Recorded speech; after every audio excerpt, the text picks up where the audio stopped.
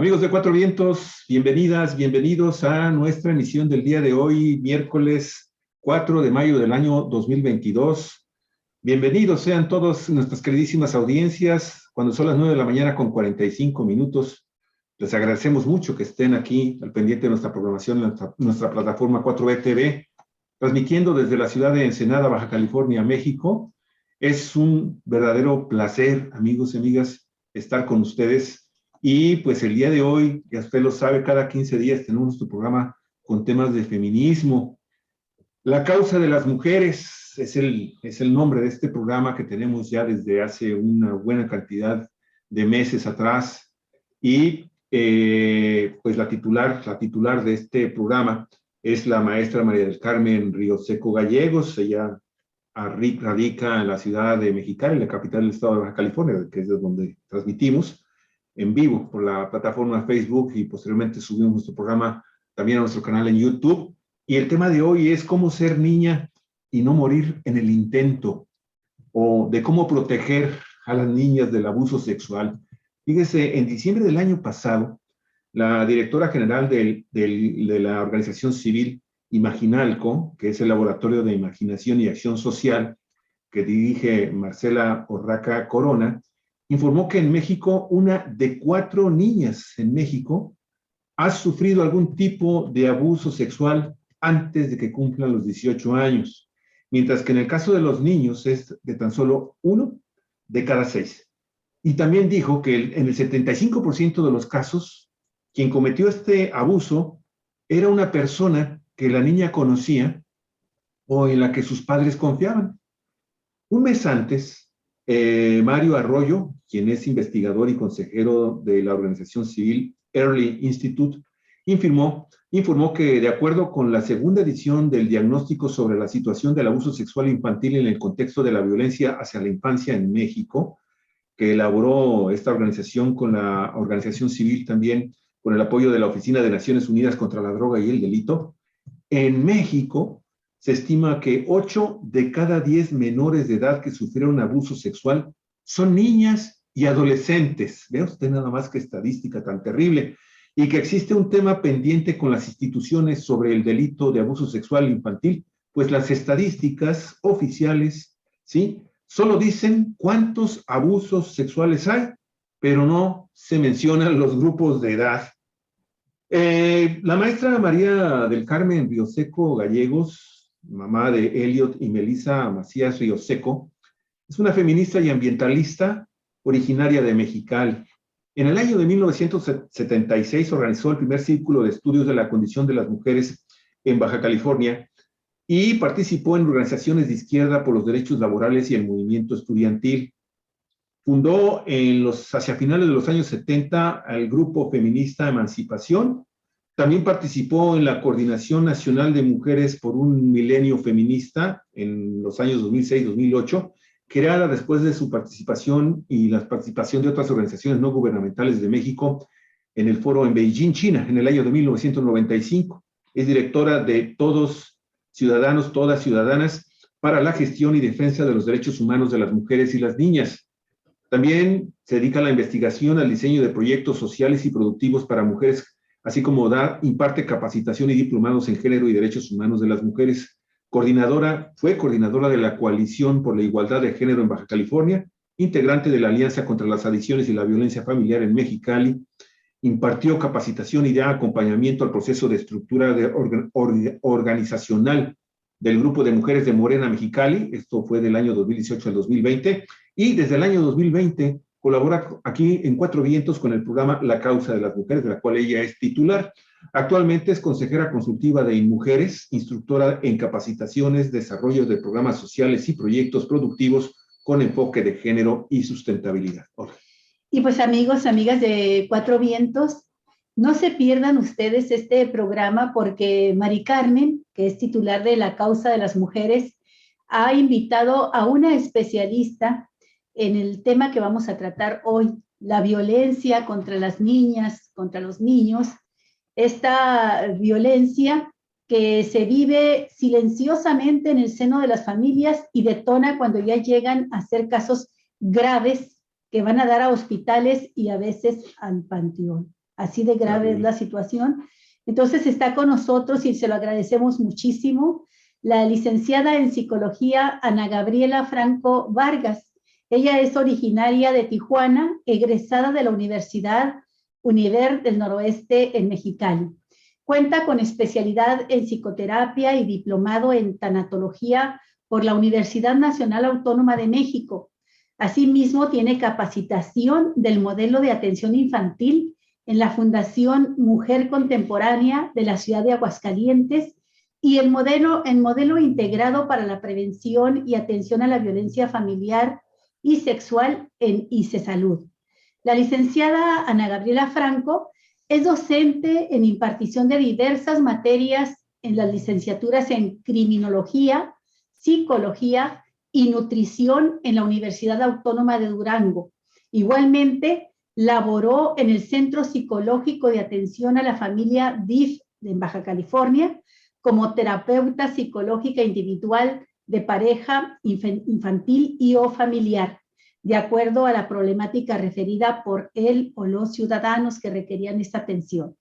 En la elaboración, también participó en la elaboración de informes, es parte de su trabajo, a la Subprocuraduría para la Defensa del Menor y la Familia, en los casos en los que fue requerida. Y en CAVIM, que es el Centro de Atención a la Violencia Intrafamiliar de Mexicali, con terapia individual psicológica a mujeres y menores de edad que viven violencia familiar.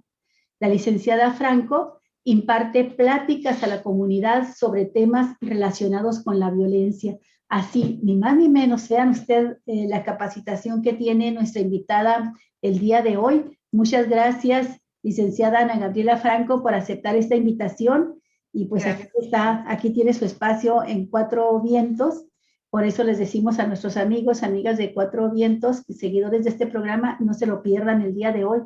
Pero Mari Carmen, nos hacías una sugerencia y nos parece absolutamente válida, necesaria, que antes de empezar a desarrollar el tema, tengamos una información de viva voz, tú que estás en Mexicali, de lo que sucedió allá el día de ayer con la manifestación de jóvenes feministas en actos que pues fueron reprimidos por la policía, y que nos dices, pues no es lo mismo, así no es algo que esté sucediendo exclusivamente acá, parece que sucede en varias partes del país donde no cambia la acción de la policía y donde pues se reprime la protesta social. Adelante, Mari Carmen, bienvenida. ¿Me escuchas? Sí, pero no sé si tengas tu micrófono. Sí, tu micrófono está apagado, Mari Carmen. Por favor. Sí, lo tengo apagado para que pueda escucharse mejor. Buenos días. Estoy muy contenta porque me contestó nuestra compañera Gaby Franco para participar aquí con nosotros. Bueno, con nosotras también. En ese sentido, es importante también decir que el tema que tenemos que ver hoy, que propuse para que viéramos hoy, tiene que ver con una situación que está muy compleja, que la tenemos en todos los lugares, y lo que intentamos es prevenir una de las situaciones, o las que son ya casi como unas prácticas, el abuso hacia las niñas principalmente. Es un abuso infantil, pero vamos a enfocarnos en las niñas. Como decía Javier, es casi de 10 menores abusadas, 8 son niñas de diferentes edades. En el 2020 y 2021, con la pandemia, lo que vimos fue que se presentó más que nada la situación de embarazo infantil. O sea, casi se puede hablar de 20,000 embarazos de adolescentes durante el 2021 en esta época del COVID, o estuvimos en confinamiento. En ese sentido, es importante que en el marco que acaba de terminar del Día del niño y de la niña, compartiéramos con el público que pues tan interesadamente nos sigue y nos ve este día, cuestiones que tienen que ver con la atención y qué podemos hacer, desde qué lugar podemos nosotras como tutores, como tutoras, como mamá, como vecina, como hermana, como tía, podemos prevenir la violencia sexual hacia las niñas para que no estén en riesgo y cómo atender. Entonces creo que es una situación muy real, no creo, es una situación real, es una situación delicada en donde tenemos que estar alertas para que no terminen esas, uh, ese contexto familiar termine siendo un contexto de violencia. Entonces, en ese sentido, yo invité a, a Gaby, que ha estado en diferentes espacios y ha estado atendiendo y sobre todo que tiene el enfoque hacia las niñas de la prevención. Y le agradezco mucho porque en un tiempo corto ella pudo preparar lo que yo le solicitaba y lo vamos a compartir con ustedes. Antes yo quisiera, como es la costumbre, explicar un poquito sobre estos temas para que pudiéramos tener tanto el público como las que estamos aquí en este conversatorio, la información armonizada que se necesita para poder entender y elaborar tanto opiniones como entender los conceptos y definiciones antes de que Gaby haga su exposición. Y finalmente, lo que decías, Olga, yo estoy viendo la pantalla, pero no me veo. ¿Cómo está? Sí estás al aire, ¿eh? Te estamos viendo nosotros. Ok, ok, bueno. Sí, no, sí, así me parece.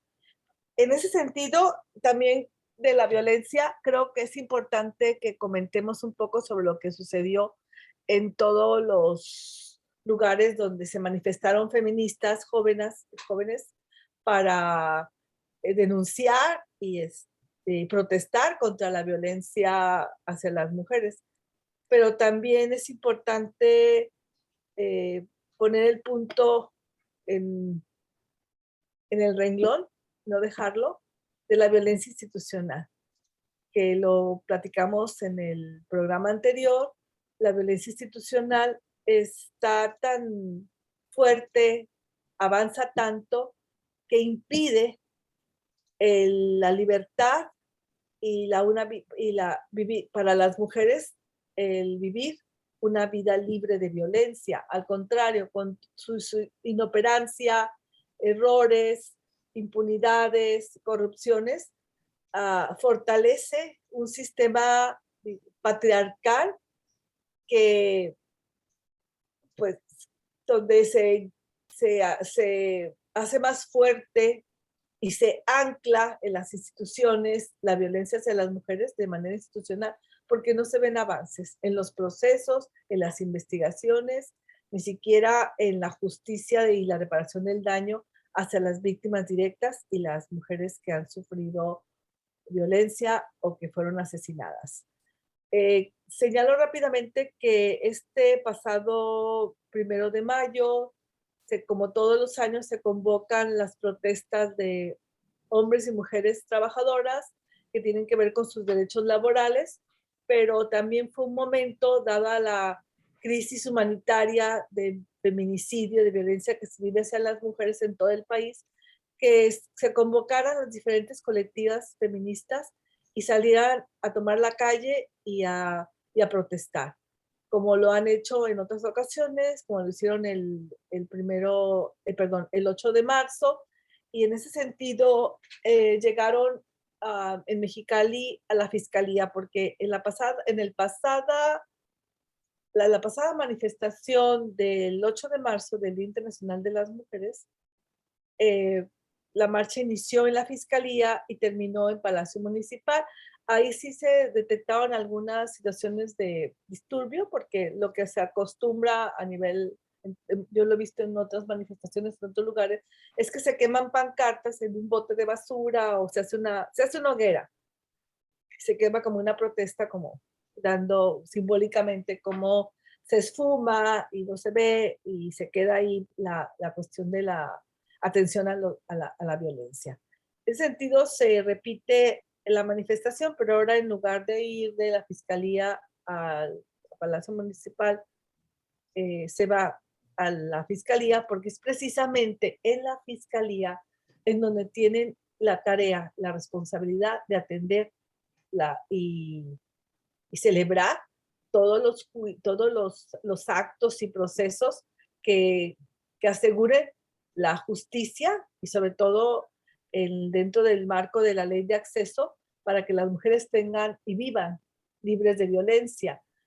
Llegan a la fiscalía y es en la fiscalía en donde hacen la protesta y es en la fiscalía en donde se hace esta situación de la quema de las pancartas, pero se sale un poco de control, no sé, puede ser por muchas circunstancias, que también tiene que ver con la falta de operatividad de las autoridades que dejaron que todo esto ocurriera, o sea, porque en el caso del Palacio Municipal, como ha habido en el Zócalo, prevén con algunas situaciones para que no se llegue a una situación lamentable que pueda causar un daño, no tanto al inmueble, sino también a las personas o a lo que se quiera proteger.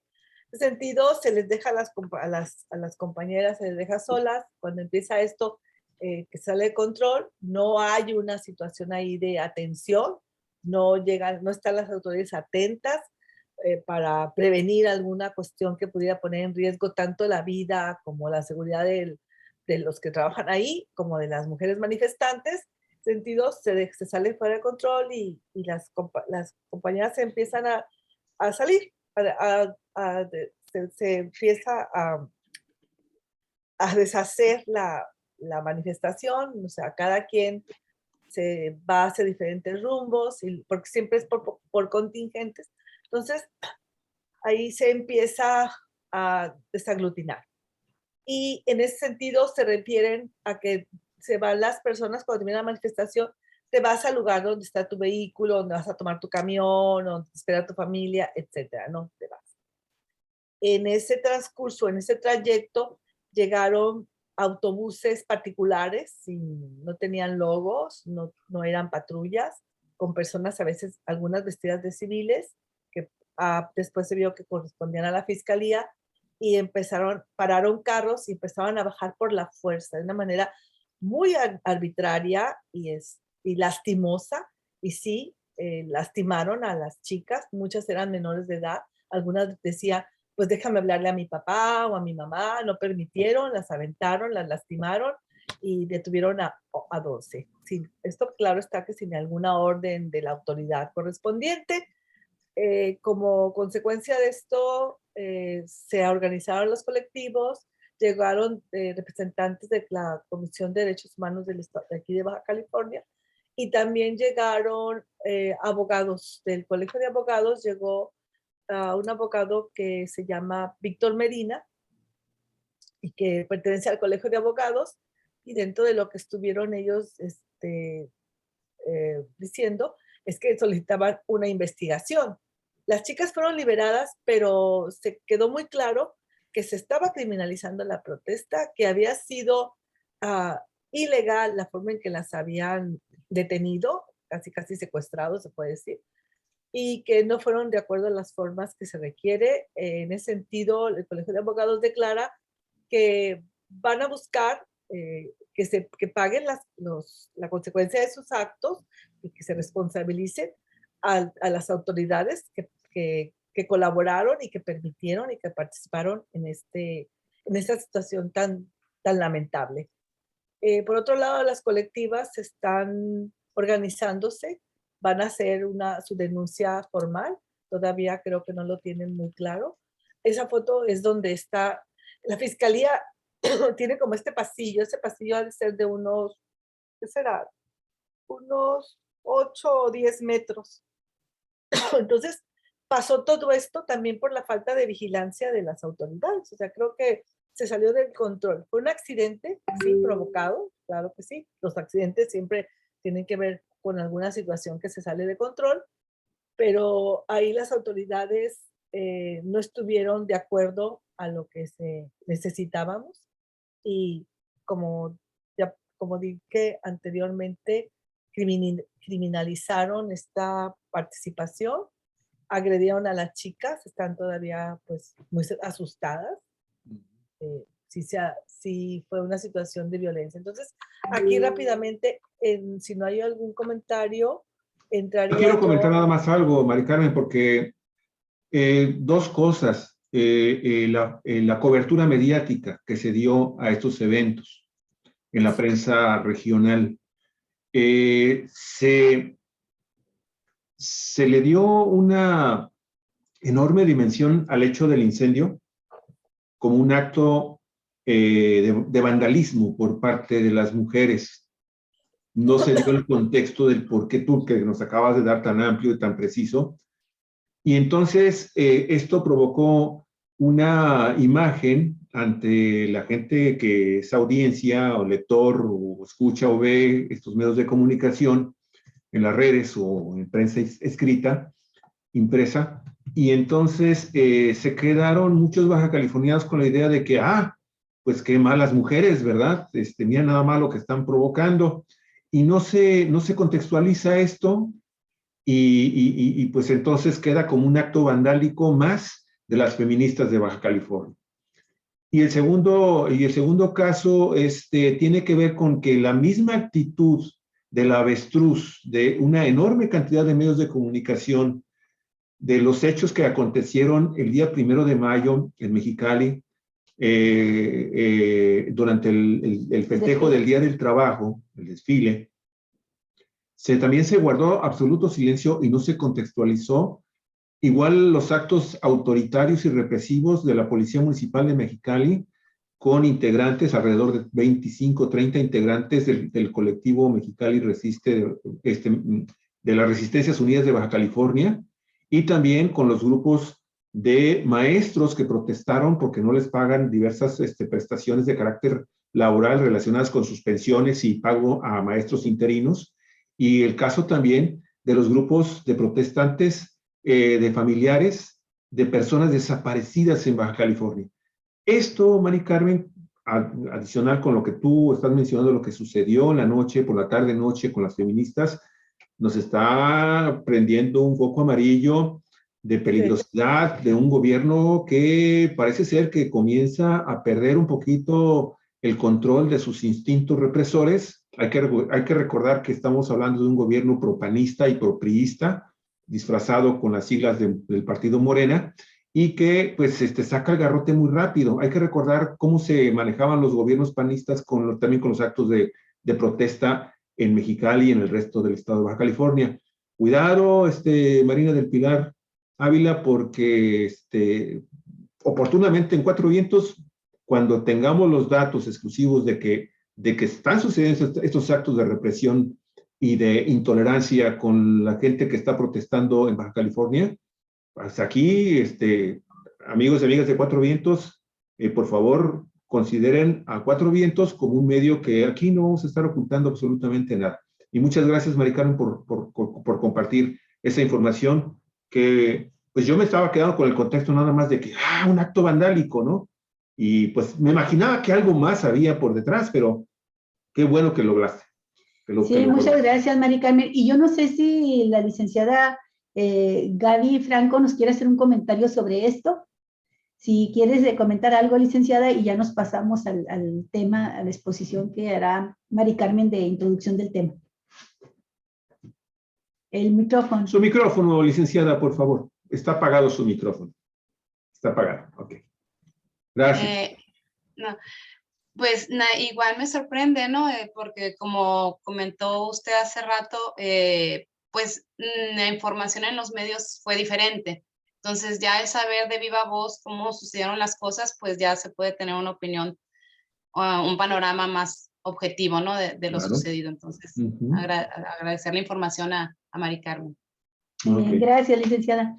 Mari Carmen, pues entramos al tema y tienes razón, este asunto de la manera en que se comportan las policías en las diferentes partes del país y en especial en la forma en que se está ejerciendo la represión contra las marchas de las mujeres en Irapuato, pues se ha circulado en todos los medios, en redes, los golpes, las cachetadas, la represión y las mujeres que fueron detenidas en Irapuato, que se estaban manifestando pacíficamente y pues ya no queremos, ya no queremos estar viendo este tipo de imágenes en los medios, no queremos que suceda y podemos hablar de eso en un tema aparte. Por lo pronto, Mari Carmen, ¿qué te parece si entramos con la presentación que has hecho para este programa? ¿Cómo ser niña y no morir en el intento? Sí. ¿Qué medidas debemos aplicar para proteger de los abusos a las niñas, fundamentalmente a las niñas, a la infancia, pero las niñas que son las más atacadas, las más agredidas? Adelante, Mari Carmen.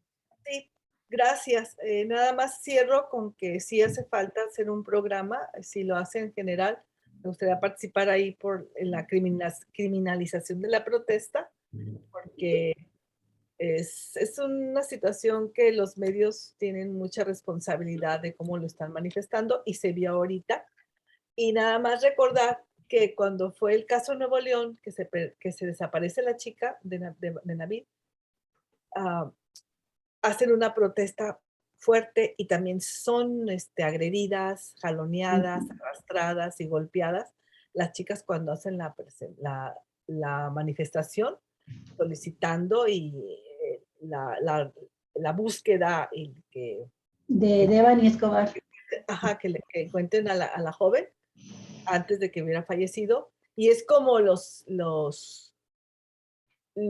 autoridades y los gobiernos están respondiendo, porque hay un ocultamiento de los medios tradicionales, y entonces están respondiendo a lo que se viraliza, a lo que está en la red, ¿no? O sea, entonces esto es lo que está funcionando. Entonces sí, hay una criminalización de la protesta, pero cuando ya se hace tan manifiesto que no lo pueden, sale de control el poder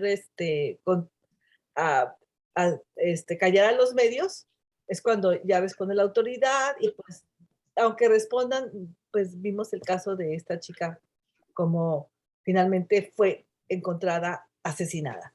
Entonces, es importante el tema que vamos a ver hoy porque tiene que ver con las niñas. ¿Qué es ser niña? Cuando creces te conviertes desde que te ponen el vestido rosita y los zapatitos y te están viendo que ya vas a ser niña y antes de nacer ya te tienen toda esta parte de tu romantizado de lo que es ser niña y lo que es ser mujer. Desde ese momento estamos poniendo, digamos, los pilares para que una niña pueda ser un ser vulnerable ante muchas situaciones, ¿no? ¿Por qué? Porque le vamos quitando algunas de sus facultades o, bueno, habilidades que tienen que ver como toda persona, todo ser humano, y la vamos restringiendo a un rol de género, que es el que va a definir cómo se va a comportar. Y esto tiene mucho que ver también con lo que decíamos de las protestas.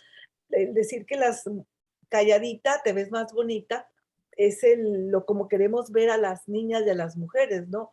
Aguantando, sacrificándose, callando, etcétera, ¿no? Entonces, en ese sentido, es muy peligroso este rol que se nos impone en el tema del abuso sexual, porque es una de las cuestiones más horribles que puede pasar a una mujer, pero finalmente, por la situación que se da también que tiene que ver con la justicia o el castigo hacia estos actos, terminan en feminicidios. O sea, esas desapariciones de niñas muchas veces fueron por un abuso sexual de una persona cercana y si encuentran el cuerpo está pues menos doloroso para las familias porque lo pueden enterrar y lo pueden hacer el duelo y si no, pues terminan no sabemos en dónde, ¿no? Por eso les llaman las desaparecidas y qué triste, qué lamentable que ahora los contingentes del 1 de mayo estamos viendo que se sumen las mujeres, las feministas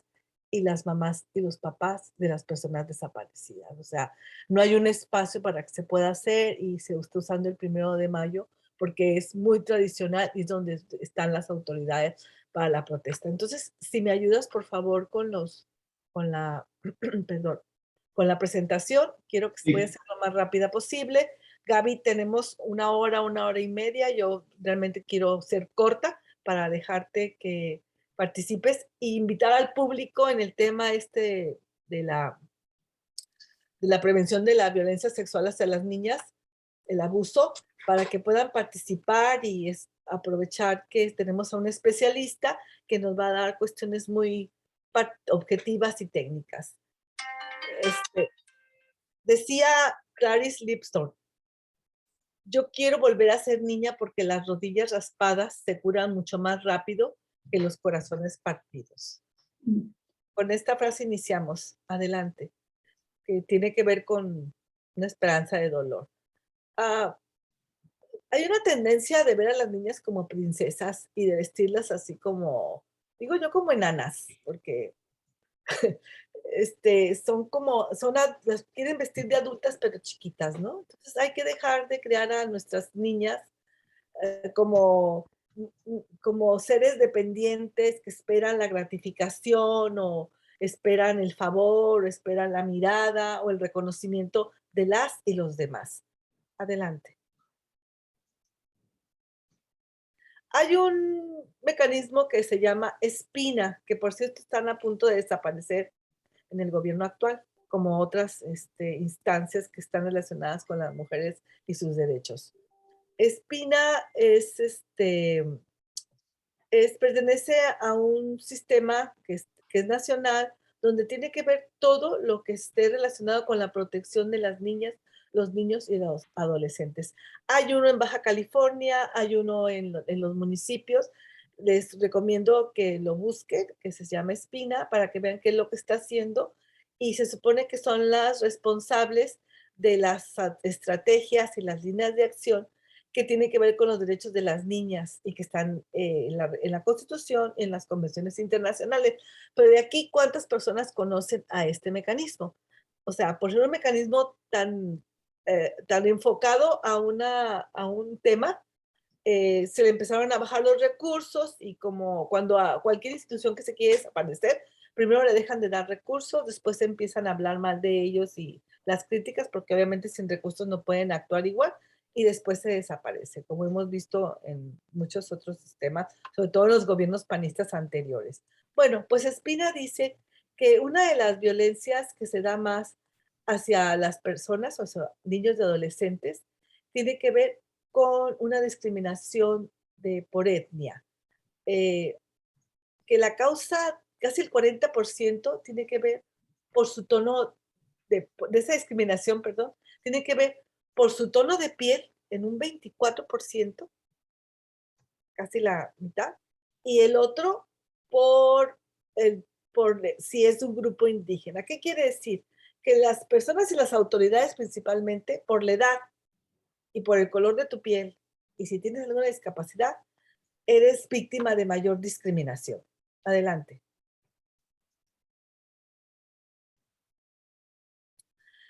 Con respecto a la violencia sexual, que se ha estado trabajando mucho, el Senado de la República, el marzo del año pasado, todavía en la pandemia, aprobaron unas reformas para prohibir el matrimonio infantil. O sea, esta situación que se da, sobre todo que se llama o se argumenta como usos y costumbres, está muy enraizada en las comunidades indígenas, sobre todo de Guerrero, Oaxaca y Puebla y Chiapas. En este sentido, el matrimonio infantil y las uniones tempranas es un abuso para los derechos de las niñas y de los niños también, pero es uno de los problemas más señalados por organizaciones internacionales en nuestro país. En sus publicaciones, el informe siempre está señalando esto, que las preferencias a tener hijos varones y cómo se les educa y cómo se les convive y cómo se les protege es muy diferente al de las niñas, y que el matrimonio infantil y las uniones tempranas siguen siendo un gran problema para el desarrollo integral de los niños y una vida libre de violencia. Acuérdense que muchos de estos matrimonios son ventas. Adelante. Y terminan en abuso sexual, por supuesto, y en embarazos infantiles. Bueno, vamos a hablar un poquito de cifras. Se está considerando que en nuestro país son 38.2 millones de la población de niños, niñas y adolescentes. O sea, hasta los 17 años. Viene siendo como casi el 30%. De ahí, 10 millones son niñas y niños menores de 4 años. 21 millones son de 5 a 14 años. Y casi 7 millones son de los 15 a los 17 años. De este grupo de población de menores, de niños, niñas y adolescentes, el 49.3 son mujeres y el 54.7 son hombres. Y esto está relacionado con las probabilidades de vida de una menor, de una niña. Cuando eres niña, y si eres pobre o con una discapacidad, en cierto tipo de comunidades, tienes menos probabilidades de vivir que en otras comunidades o en otras naciones o pueblos. Adelante, por favor. En estas cifras que les estoy compartiendo, vamos a hablar un poquito de, bueno, la fuente es el Centro de Estudios para el Logro de la Igualdad de Género. Señala que han desaparecido niños en el 2020-21 con la pandemia. Fueron reportados 14 como desaparecidos. Y quiero decirles que no siempre se reporta, porque cuando interviene el crimen organizado, es explícito con la familia de que no hagan denuncia, porque saben dónde viven, porque saben que tienen más hijas o hijos y no se denuncia. De estas cifras, solo de los niños y las niñas en México, solo el 26 de cada 100 niños tienen acceso a una alimentación nutritiva y de calidad. De los niños de 9 a 11 años, dicen que nunca se les toma en cuenta en su comunidad. 7 de cada 10 niños indígenas no logran satisfacer sus derechos básicos de alimentación, salud y educación. Eso lo podemos ver aquí con nuestras comunidades. 7 de cada 10 niños o niñas. 8 de cada 10 niños sufren violencia. 8 de cada 10 niños, que es lo que decía Javier. Finalmente, hablando del crimen organizado, en el 2020, entre 35,000 y 45,000 menores de edad fueron cooptados por el crimen organizado. Esto podemos ver en algunas películas que se han dado o documentales. O sea, no está todavía muy investigado porque las autoridades no lo han aceptado, pero como les decía, muchos de las niñas y los niños desaparecidos, y sobre todo las niñas, se secuestran para trabajos domésticos o para prepararlos en el camino, el oficio del crimen organizado, o como servidoras sexuales a las niñas desde las edades más tempranas. Adelante, por favor.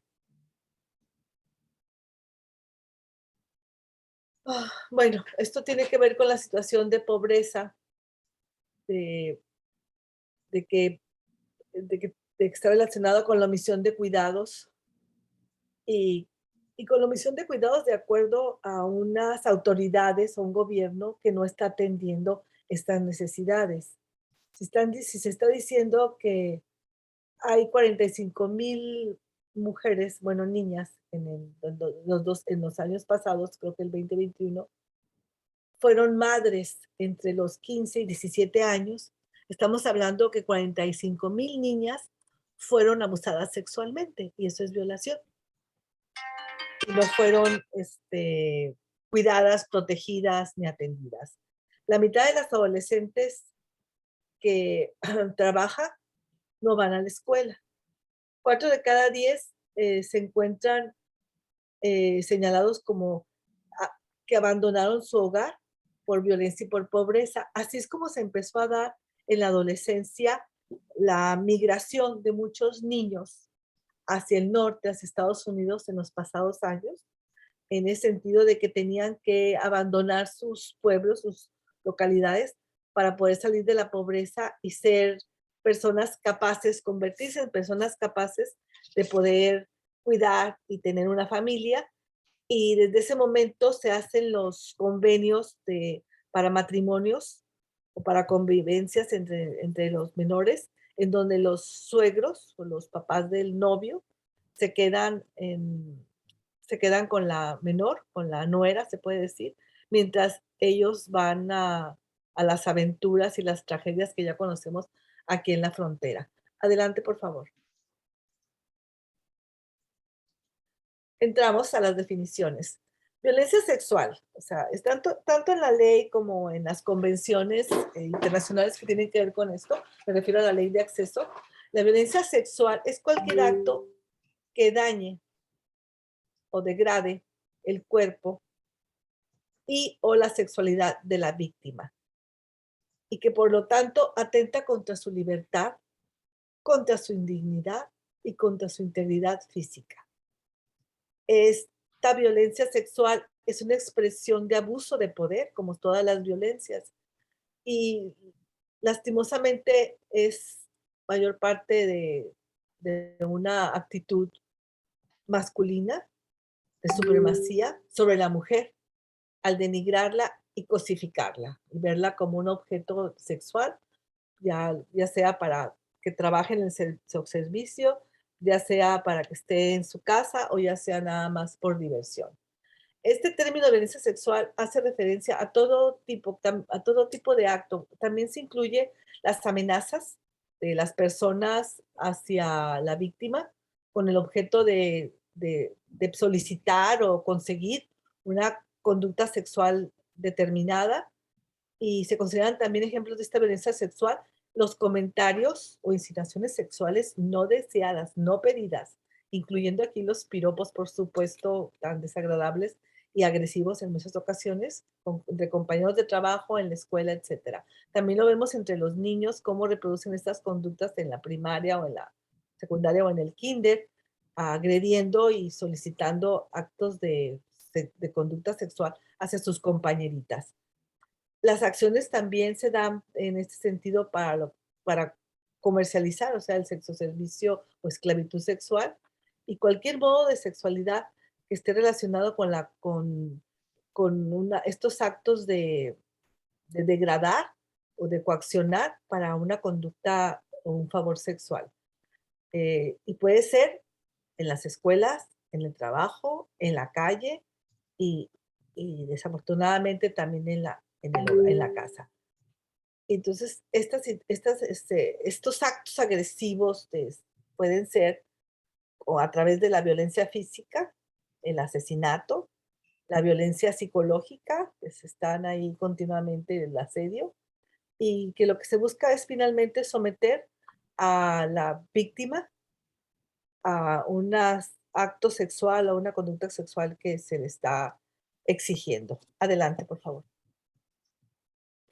La violencia psicológica es parte de esta forma de coaccionar o agredir a una persona con respecto a una conducta sexual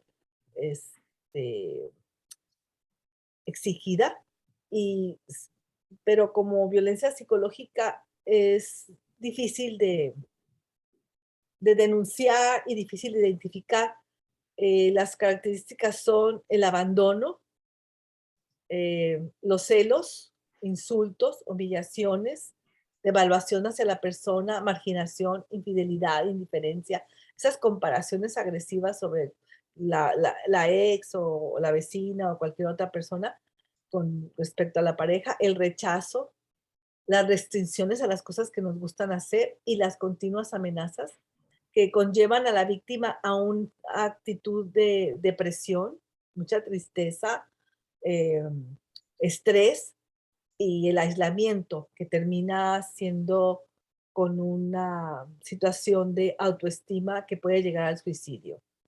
Y por último, la violencia física, que se da puede ser accidental o no accidental, pero por lo regular es usando algún arma, un objeto o simplemente con la mano, causando lesiones internas, externas o ambas, que también aquí es de la parte que está en la ley de acceso. Adelante, por favor.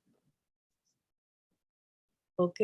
Bueno, aquí nada más un dato de lo que decíamos, cómo el embarazo infantil, cómo afecta a las niñas y que tiene que ver con realmente que es una violación. Todos estos matrimonios y se está tratando de reducir. En México dice que en el 2019 se registró un total de 2.200.000 nacimientos y de estos alrededor de, a ver, que aquí la cifra, no, alrededor de casi 400.000 de estos 2 millones fueron de mujeres entre 10 y 19 años. Entonces, tenemos que Latinoamericana y México ocupa uno de los primeros lugares en embarazo en niñas y adolescentes. Se está tratando de revertir esto con programas como FOBAM. Sin embargo, en la pandemia, pues, fue una condición de mayor vulnerabilidad para las niñas y los niños que se quedaron en casa. Adelante, por favor. Bueno, yo ya para terminar, este es un caso que tiene que ver con matrimonio infantil. Sigue, por favor, Javier. Y ya terminando con nuestro librito que una vez les compartí, lo importante que es que las niñas conozcan sus derechos y que sean reconocidas en todos los lugares. Hay que poner el ejemplo en nuestras casas, con nuestras sobrinas, las vecinitas, las nietas, las hijas, etcétera, las hijas de las amigas de nuestras hijas y de nuestros hijos, etcétera. ¿Por qué? Porque la discriminación es lo que causa mucho de esta violencia y lo vemos desde la infancia, ¿no? Adelante. Es importante por eso escucharlas, porque una niña que está sufriendo violencia sexual no se puede dar cuenta de lo que está pasando y también si no hay una comunicación con la mamá y con el papá, pues si no puede opinar, se va a quedar aislada sola y puede llegar a situaciones todavía más graves. Adelante. Estamos viendo, yo creo que Gaby lo va también a señalar, que donde más se sucede el abuso sexual y la violación es en el hogar, con personajes que son cercanos a las niñas. Esto es muy lamentable porque es difícil de creer para la misma mamá o el papá cuando está sucediendo esto. Entonces las niñas tienen derecho a la seguridad y es importante, como decía en la diapositiva anterior, que haya confianza y que le creamos siempre a la niña y al niño. Hay que creerles, ellos no inventan estas situaciones de sexualidad porque son cosas inéditas que no habían sucedido antes. Adelante, por favor. Bueno, esto están más cifras. No sé si sea, o sea, son cifras que tienen que ver con la situación de lo que está, que de todos los casos y de las denuncias, solo 10% de 100 denuncias, solo 10 van a juicio. ¿Qué quiere decir? Es increíble la impunidad para resolver, para atender y para hacer justicia. Adelante. Ok. Bueno, si me puedes regresar, porque esa parte creo que ya con eso termino. Ok. Aquí. Ok, ya descomparto. Ok. Sí. Adelante. Sí, nada más quería terminar diciendo que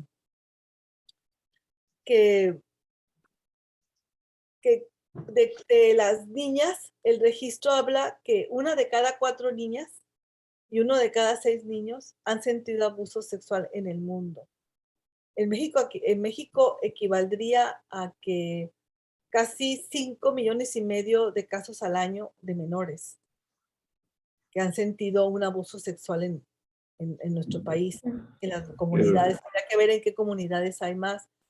Y la tasa de violación de niñas y niños en México es de 1,764 por cada 100,000 niños. Quiere decir que si en Mexicali somos 1,000,000, entonces serían Un como millón. casi 200,000 Casi. De casos. cosas. Ajá. Y los tocamientos deseados son 5,000 por cada 100,000 casos, entonces, habitantes. Entonces, creo que las cifras están aquí, las da la Organización para la Cooperación y el Desarrollo Económico, la OECD, en México, y dice que México ocupa el primer lugar en el ámbito mundial de abuso sexual infantil.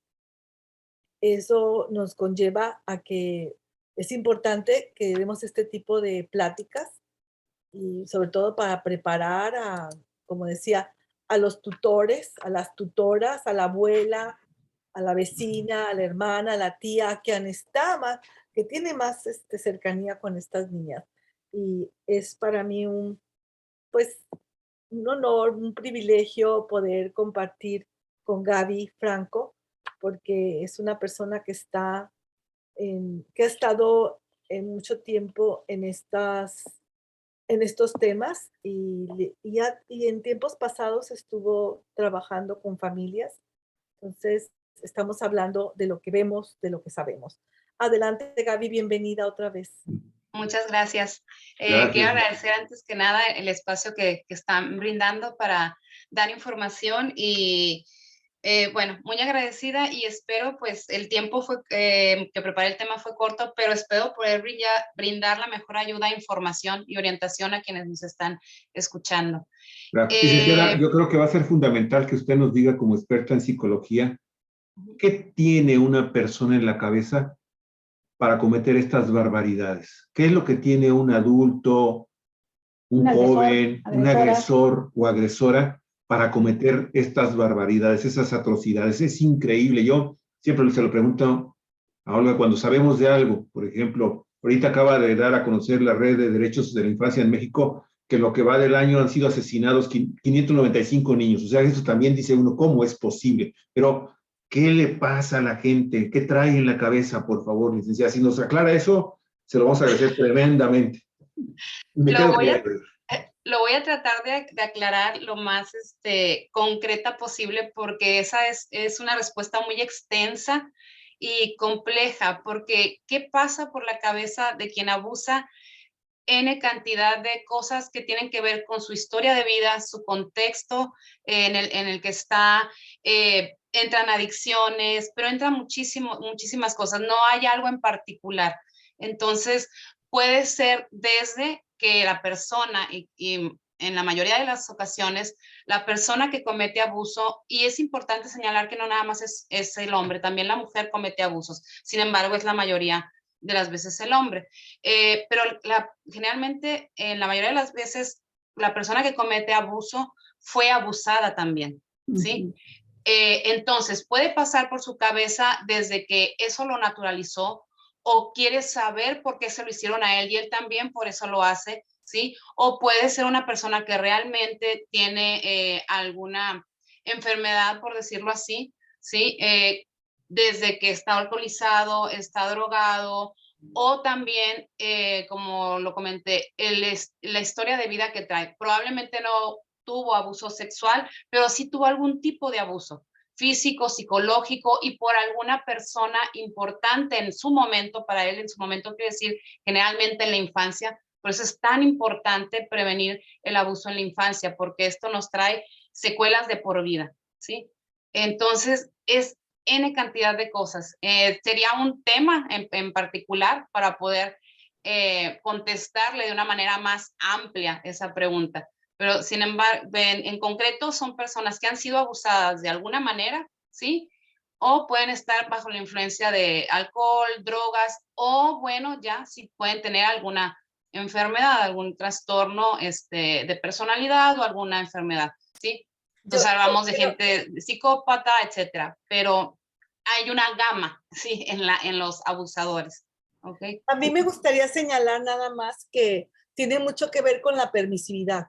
O sea, en el sentido de que también por las cuestiones de los roles de género, la violencia siempre es un acto de poder y dentro de esta situación lo pueden hacer porque son mayores, porque tienen dinero, porque son hombres, porque lo pueden hacer por diferentes circunstancias que a veces no está muy relacionado con lo que yo he visto en cuestiones de psicológicas ahí en el fondo. Claro que también está el perfil, pero muchas veces es nada más por poder. O sea, de qué manera un hombre, por ejemplo, vemos a los capos de la droga como siempre se casaron o se unieron o trajeron a jovencitas. Como es muy común que en el crimen organizado recluten a niñas jóvenes y las usen de esclavas sexuales. Y lo ven porque realmente la actitud es de cosificar a las niñas, de que el sexo es para ellos, de no ver más allá, porque no lo harían con sus mujeres, ni con sus hermanas, ni con sus sobrinas. Lo hacen porque cosifican y por esta actitud de poder, que también es un perfil psicológico de ver por qué dentro de esas actitudes tan patriarcales puedes llegar a este abuso, como ir a pagar en un antro un servicio sexual con niñas, con jóvenes, sin importarte el origen de qué está pasando. Yo creo que tiene que ver, como dices tú, muchas aristas y muchos orígenes que tienen que ver con el tipo de sociedad en el que estamos viviendo y que se permite. O sea, que Sí, se claro. permite hacer cómplices a las autoridades. Sí, por eso es importante ver el contexto en el que se comete el abuso, ¿sí? Porque si es en un contexto familiar, en un contexto social, que ya estamos hablando de poder, ya estamos hablando de un psicópata, o es de una persona que sufrió un abuso y está repitiendo una conducta que él aprendió, ¿sí? Que él naturalizó. Entonces, sí hay una gama, ¿no? Del por qué cometen el abuso. Pero bueno, no sé si tengan alguna otra pregunta, si haya... No, adelante, licenciada, adelante con su exposición y ya cuando termine su exposición vemos si hay algunas preguntas, que yo tengo muchísimas, pero, okay. pero quiero ver su exposición, sí. Claro, gracias. Trataré de ser lo más concreta posible. Antes, previo, pues nada más definir o hablar un poquito del abuso sexual infantil, ¿no? De niños y niñas. En este caso en particular, pues vamos a referirnos más a las niñas. Sin embargo, pues entran los dos géneros, ¿no? El abuso sexual, cuando es mero abuso, se refiere a tocamientos, besos, caricias, ¿sí? Y ya se habla de violación cuando es sometida aparte en contra de su voluntad, pero hay una penetración, ¿sí? En alguna parte de su cuerpo, vagina, boca, ano, ¿ok? Entonces nada más para distinguir cuando se habla de un abuso y de una violación sexual infantil. Ahora, ¿por qué las niñas llegan a ser principales víctimas? Es sobre todo en la etapa antes de la pubertad, cuando se dan los abusos, porque empieza el cambio en su desarrollo físico, ¿sí? Entonces, hablando de estos estereotipos y roles de género y esta educación que traemos de patriarcado o machista, bueno, entonces empieza a llamar la atención como mujer y se da más entre los 10 y 12 años de edad. Se da más no es la única edad. Y también se da entre la edad de 5 y 6 años, cuando no pueden expresarse bien las niñas, cuando todavía a lo mejor no les creen o no pueden expresarse, su lenguaje todavía no está tan amplio o entendible para expresarse de la manera correcta o de una manera entendible para los adultos. Sin embargo, repito, bueno, se da en todas las edades, pero es en estas edades donde más se da. Ahora sí, si podemos pasar a las... Sí, con mucho gusto. Lo voy a poner en este momento. El inicio de su presentación. Ahí está, licenciada. Ok, muchas gracias. Antes en el abuso sexual, se puede decir que hay unas fases o una etapa, o sea, ¿cómo se da este abuso? ¿Cómo se llega a este abuso? Sí, hablando de la permisividad que comentó ahorita Mari Carmen, pero bueno, ¿cómo es que se da? ¿Cómo es que se llega a este abuso? Y hay unas etapas o fases en las que se puede desglosar para entender un poco mejor el cómo se llega al abuso. Como paréntesis, en el abuso sexual, como lo comenté hace rato, bueno, pues es los tocamientos. También se da el exhibir los genitales de la persona que está abusando del menor, ¿sí? O también el hacerlos ver material pornográfico, ¿sí? Obligarlos a ver películas, fotos, revistas, o incluso empezarles ya a tomar fotografías a los menores, ¿no? Entonces, estas son unas formas de abuso sexual. Ahora, en las etapas, la primera etapa que se va a dar es la seducción. ¿Qué es la seducción? Como su nombre lo dice, el abusador va a empezar a hacer actividades divertidas o que le llamen la atención a la niña, a la víctima, ¿ok? Estamos hablando aquí de un abusador amable, de un abusador que no es agresivo y que no usa la violencia. Que en la mayoría de los casos suele ser así cuando se da en el contexto familiar, ¿sí? Por llamarle así de una manera, un abusador amable. Entonces seduce a esta niña, ¿sí? Para ganarse su confianza. O le dice frases, por ejemplo, ay, qué linda eres, tú eres mi consentida, ¿sí? O eres la más bonita de la familia, o la más bonita de las vecinas. Entonces empieza esa forma de seducción para ganarse la confianza de la niña y lograr un acercamiento con ella. La fase 2 viene siendo pues ya el abuso o la interacción abusiva, que como lo comenté puede ser el pleno abuso, ¿sí? Que es tocamientos, besos, caricias, o que empiece la persona que está abusando de la niña a mostrar sus genitales o sus partes íntimas, o mirar cuando la niña se está cambiando, por ejemplo, o se mete a bañar cuando es su cuidador, ¿sí? Y ya entrar a actos masturbatorios o empezar a tocar a la niña, ¿sí? Si no es que llega pues ya la violación sexual, que pues ya es la penetración, ¿ok? Y luego viene la fase 3, que es muy simultánea con esta fase 2, que es el secreto, la fase del secreto, ¿sí? Que es cuando aparece la ley del silencio. Él no le digas a nadie, esto queda entre tú y yo. ¿Por qué? Porque antes recordemos que la sedujo, ¿sí? Que le hizo sentir especial, que la hizo sentir que era alguien importante para ella, para él o ella, que estoy hablando del abusador, ¿sí? Entonces, ¿esto por qué lo hace el abusador? Porque debe sentirse seguro de no ser descubierto. Entonces, por eso es que viene la ley del secreto, ¿ok? Y le transfiere al menor, aquí, que más adelante vamos a hablar de cómo prevenir, le transfiere al menor sus sentimientos de culpa y vergüenza, se los transfiere al menor. ¿Sí? Esto que estamos haciendo, te pueden regañar, van a decir que eres mala, o incluso ya hasta las amenazas. Si tú dices algo, le voy a hacer esto a tus papás, a tu mamá, a tu perro, a alguien que sabe, el abusador, porque recordemos que la sedujo, que la conoció, que al menor le importa, si a la persona quien está amenazando que le va a hacer daño. Entonces la niña pues calla, ¿no? Por alguna de estas circunstancias y termina aceptando o adaptándose a esta situación. Y esto es lo triste, ¿no? Y en algunos está la fase 4, y digo en algunos porque a veces no se dicen, la niña no se atreve a hablar de esto hasta ya adulta o hasta ya pasar los años. ¿Sí? Entonces, cuando se llega a la fase 4, es la divulgación, que es cuando la niña ya no tolera el abuso, ¿sí? Ya no se siente bien con lo que está pasando, ya no se siente especial, ya la seducción ya no está funcionando, ¿ok? La fase 1 ya no funcionó y entonces decide contarlo. O bien, cuando son sorprendidos por otra persona, ¿sí? Que pues cuando es en caso de un cuidador, cuando es sorprendido por alguno de los padres, algún vecino o alguien que no está de acuerdo con estos actos, obviamente, y es descubierto, ¿ok? O cuando aparecen los síntomas, que aquí pues es ya lo más triste. ¿Por qué digo triste? Porque pues ya es más evidente cuando hay síntomas, es que ya el abuso tuvo un tiempo ya más largo de estar siendo abusada, sí, al menos que haya sido un abusador agresivo, que ya hay una evidencia física, pero muy, muy evidente. Entonces, que generalmente pues no lo hay. Entonces aquí es en la divulgación, decide contarlo, alguien lo descubre o empiezan a ver los síntomas sus padres o la persona cuidadora de la niña. Y en ocasiones, y digo en ocasiones, porque esperemos que en un futuro ya esto no se esté dando conforme la gente se vaya informando y vayamos psicoeducando a la gente o reaprendiendo, ¿no? Nueva forma de tratar a nuestros hijos. La fase 5 es la retracción o represión.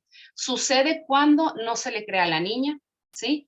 O sucede cuando una vez que ya ella entró a la fase 4 de divulgación, viene el abusador y la amenaza con algo más fuerte y entonces la niña se retracta, ¿sí? Y dice, no, eso no pasó, no es cierto, o se retracta de lo que ella dijo, ¿no? Entonces, y esta fase 5, pues no siempre llega, pero llega cuando no le creen o cuando la niña se llega a retractar de lo dicho porque sufrió amenazas. Ok. Siguiente diapositiva, por favor. Ahora, ¿cómo proteger a nuestras niñas de esta violencia sexual, de este abuso sexual? ¿Cómo protegerlos? Siguiente diapositiva, por favor. Ok. Antes que nada es como padres, como cuidadores, ¿sí? Y hablo como cuidadores porque, pues bueno, lamentablemente y luego más ahora con el COVID no siempre van a tener ambos padres, ¿sí? O no siempre están con los padres, a veces tienen a los abuelos, los tutores legales son los abuelos o es un familiar, pero no directamente el padre o la madre biológica. Bueno, entonces, ¿cómo protegerlas? Como padres o cuidadores es estar alertas, más no alarmados. ¿Cuál es la diferencia de estar alertas o no alarmados? Estar alerta es estar atentos, sí, a lo que sucede con mi hijo, levantar nuestras antenitas, ¿ok? Pero no estar alarmados. Alarmados es vivir en un miedo constante, ¿sí? Es desconfiar de todo, vivir en un miedo y perder la objetividad. ¿Por qué no estar alarmados? Porque le vas a transferir esta emoción, estos sentimientos a tu hija. Y si bien ella no está siendo abusada sexualmente, pero sí le vas a generar un estado de angustia y un estado de ansiedad cuando no esté contigo, ¿sí? Entonces, es estar alerta, alerta de lo que está sucediendo. Ahora, ¿cómo se está alerta de que tu hijo no vaya a tener un abuso sexual o una violación sexual? Es estar informados, ¿sí? De cómo se da el abuso sexual, ahorita que comenté lo de las fases, ¿sí? Y es tener una buena comunicación con nuestros hijos. Ahí la clave, una buena comunicación. Entonces, ¿cómo lograr esa buena comunicación? ¿Cómo darle nuestra confianza, ¿sí? A nuestra niña, cómo darle la confianza de que nos pueda contar un abuso, porque para la niña es muy difícil llegar a la fase de divulgación, porque recordemos que el abusador le metió culpa y le metió vergüenza de esto que sucedió, y aparte miedo, ¿sí? Entonces, hay que darle a nuestra niña esa confianza de que nos puedes contar, platicar cualquier cosa, ¿sí? Y yo te voy a creer, yo voy a estar aquí para protegerte. Entonces, la comunicación de las recomendaciones, la comunicación familiar es la mejor forma de prevención. Pero ¿cómo lograr esta buena comunicación familiar? ¿Cómo lograr esta buena comunicación con nuestra niña? ¿Ok? Como lo comenté, creando un clima de confianza. ¿Cómo se crea este clima de confianza? Tú, como mamá o como cuidador, evita usar la agresividad o la violencia con tu hija, ¿sí? Evita reprender en golpes, el típico chancla, ¿sí? Nalgadita, gritos. Evita reprender o evita corregir así a tu niña. ¿Por qué? Porque si tú lo haces de esta manera, tú le estás dando el mensaje de que ella puede ser agredida por una persona de autoridad, que ella puede ser agredida por una persona que ella estima, que ella puede ser agredida por una persona a quien le tiene confianza, ¿sí? Entonces, si nos vamos al abusador, pues le es más fácil al abusador poder llegar a ser agresiva con tu hija. ¿Sí me explico? Esta forma. Entonces, de ahí la importancia de evitar la agresión física. Se escucha mucho, ay, es que un golpe, una nalgada, no pasa nada, a mí me dieron golpes, a mí me nalguearon y mírame, estoy bien. Bueno, sí, pero tú no sabes en qué circunstancia en algún momento puede estar tu hija, ¿sí? Y pueda permitir ser agredida. ¿Okay? Porque ya lo permitió por ti. Entonces, por eso la importancia de no agredir a nuestras hijas físicamente, ni psicológicamente, ni humillarlas tampoco. ¿Ok? Entonces, evitar la agresión psicológica, física, con nuestros hijos, para crear ese clima de confianza y de que darles la confianza de ellos que me puedan decir cualquier cosa, de cualquier tema, sin que va a ser humillado, sin que va a ser criticado, ¿sí? O sin que yo lo voy a reprender por haberme dicho algo, ¿ok? Enseñarles a decir no a nuestros hijos. ¿Cómo se le enseña a decir no a nuestros hijos? Primero, hablando de las niñas, es darle el poder de decisión sobre su propio cuerpo dentro de lo permitido en su etapa de desarrollo según vaya siendo, ¿no? Es decir, y un ejemplo muy típico, si la niña no quiere que alguien la toque, ¿sí? O alguien la bese, pues respetar ese momento de la niña, esa decisión de la niña. Se da mucho en, ay, besa a tu tío, deja que tu primo te abrace, ¿sí? Ay, deja que la abuelita te acaricie, deja que el abuelito te acaricie. No seas sangrón con tu abuelito, no seas sangrón con tu tío, ¿sí? Si nosotros estamos viendo que la niña no quiere, hay que respetarlo. Luego se habla con la niña, ¿sí? Porque no necesariamente es que el tío, el primo, el abuelito quiso abusar de ella, pero luego tú se lo preguntas a tu niña, ¿qué pasa? ¿Por qué no le quieres dar beso a tu tío, a tu abuelito? Y probablemente sea porque huele feo o porque no le gusta cómo se siente su piel, no sé, etcétera, ¿sí? Pero en el momento, darle ese espacio y ese respeto a la niña de que no quiere acercarse a esa otra persona, no obligarle, ¿sí? ¿Ok? Y bueno, también enseñarle de educación sexual, ya de acuerdo también esto a su etapa del desarrollo, irle hablando de la sexualidad. Es muy importante que desde niños les hablemos a nuestras niñas con los nombres de como son de sus partes íntimas. Pene, vagina, pechos, decir los nombres como son, ¿ok? ¿Por qué? Porque eso ella va aprendiendo que así se le llama a su cuerpo y va perdiendo la vergüenza ante su cuerpo, ¿ok? Porque si no, entonces, si llega a tener el caso de un abusador, pues es más fácil meterle la vergüenza, ¿sí? Porque tocó su cosita, ¿eh? Entonces, no, es vagina, ¿ok? Entonces, es pene. Hablarle por su nombre a esas partes y enseñarle también el respeto de sus partes íntimas. Una manera muy fácil de hacerlo con las niñas es el límite está en tu ropa interior, ¿ok? Ese es el límite. Nadie después de tu ropa interior puede tocar, pero tampoco tus pechos, sí, tampoco tu boca, ¿ok? Entonces, enseñarle esa parte a las niñas, que nadie puede tocar su cuerpo y ponerle límites. Que está bien, por ejemplo, bueno, enseñarle que hay caricias buenas y hay caricias malas, ¿ok? Las caricias buenas, bueno, es un abrazo, ¿sí? Es darte la mano, ¿ok? Pero no está bien si alguien te empieza a tocar, a abrazar y a ti no te está gustando, te estás sintiendo incómoda, ¿sí? O los niños tienen un sexto sentido, ¿sí? Entonces, como les digo, hay que respetar cuando ellos no quieren ser acariciados o tocados por alguien. Entonces, si tú te estás sintiendo incómodo, si no te está gustando cómo te está acariciando, ok, di no, ¿sí? Es un tipo de caricia que no te gusta. Y también, pues ya decirle caricias que son a tus partes íntimas, pues no son caricias agradables para ti, ¿ok? Y bueno, enseñarle también a los niños que hay secretos buenos y secretos malos. ¿Por qué secretos buenos y malos? Un secreto bueno es una fiesta sorpresa, por ejemplo, que le vamos a hacer a tu hermanito, ¿sí? No se le dice a nadie, es un secreto bueno porque no se le hace daño a nadie, la persona es algo agradable para la persona y agradable para quienes están viviendo eso, ¿ok? Pero hay secretos malos también, ¿ok? ¿Cuáles son los secretos malos? Pues son aquellos que te hacen sentir incómodos con el silencio o que están dañando a alguien o no estás disfrutando tú con ese secreto, ¿sí? O no te está gustando lo que sucede alrededor de ese secreto. Entonces, ese secreto que te incomoda, ¿sí? Ese no es bueno y dilo lo más pronto que puedas a mí, que soy tu mamá niña, o a alguien que tú le tengas confianza, un adulto de confianza, ¿ok? Hay que decir esos secretos que no son agradables, que no son buenos, secretos malos, por decirle de una manera, ¿ok? Luego, bueno, enseñarle los riesgos que existen a través de Internet. Esto ya hablamos de adolescentes, sin embargo, ya nuestros niños están usando el Internet, ¿sí? Ya no tienen que ser adolescentes para usar el Internet. Ya está el que se hablan por WhatsApp. Ahora, con esto de la pandemia, pues ya nuestros niños se volvieron muy hábiles para estar usando el Internet.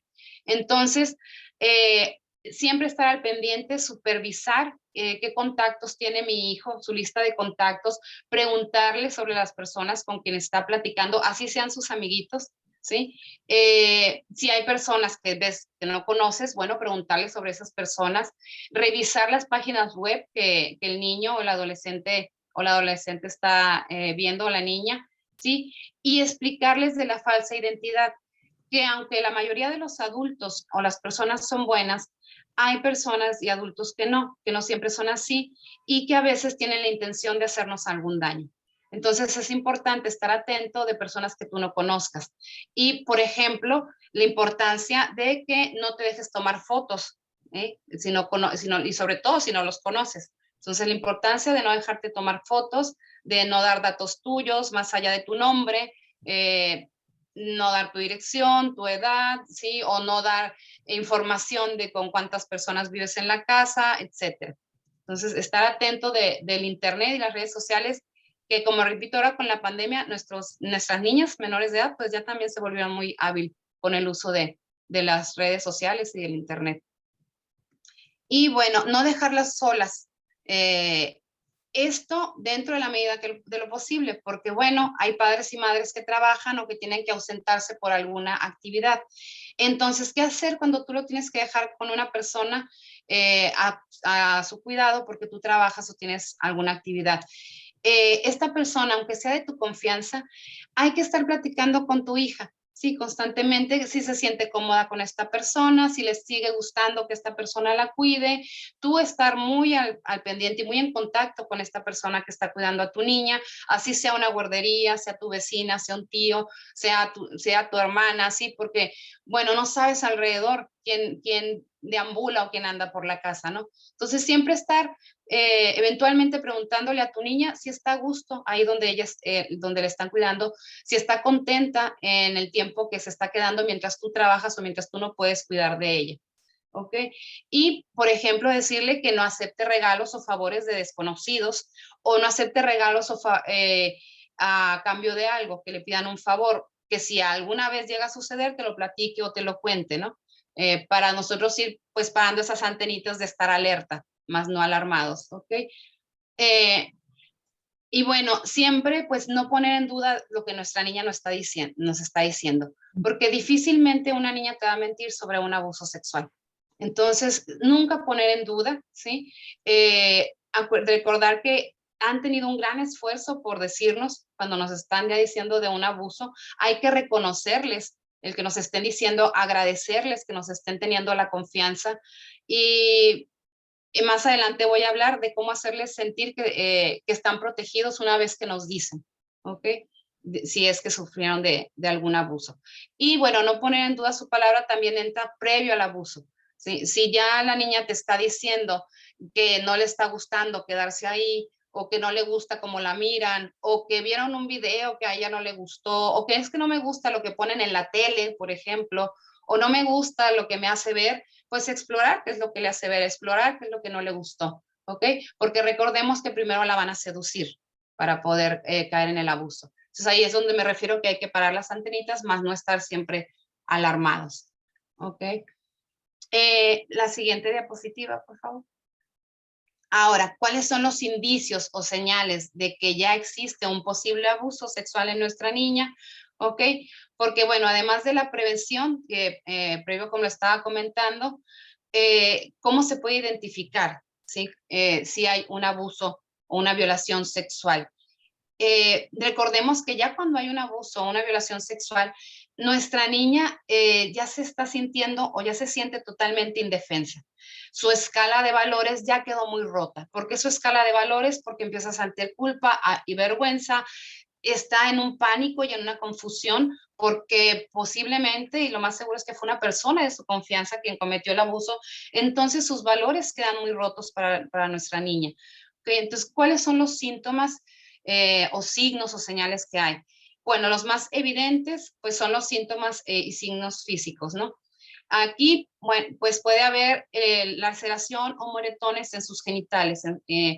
Y a lo mejor si tú ves que la niña tiene dificultad para sentarse o caminar, o que le duele sentarse o caminar, bueno, rápidamente hay que llevarla con un médico especialista para que descarte un abuso. Y como les digo, no estar alarmados, estar alertas. Probablemente trae una infección, que es común las infecciones en orinas de las niñas, pero bueno, estar alerta siempre de cualquier signo o síntoma que haya presentado. Molestias o dolores que nos refiera, que sienta en su vulva o en su vagina, cuando si ya no tiene ninguna infección o no ha tenido ningún ejercicio, porque pues las niñas saben que las meten a gimnasia o ejercicios donde puede haber desgarres, etcétera.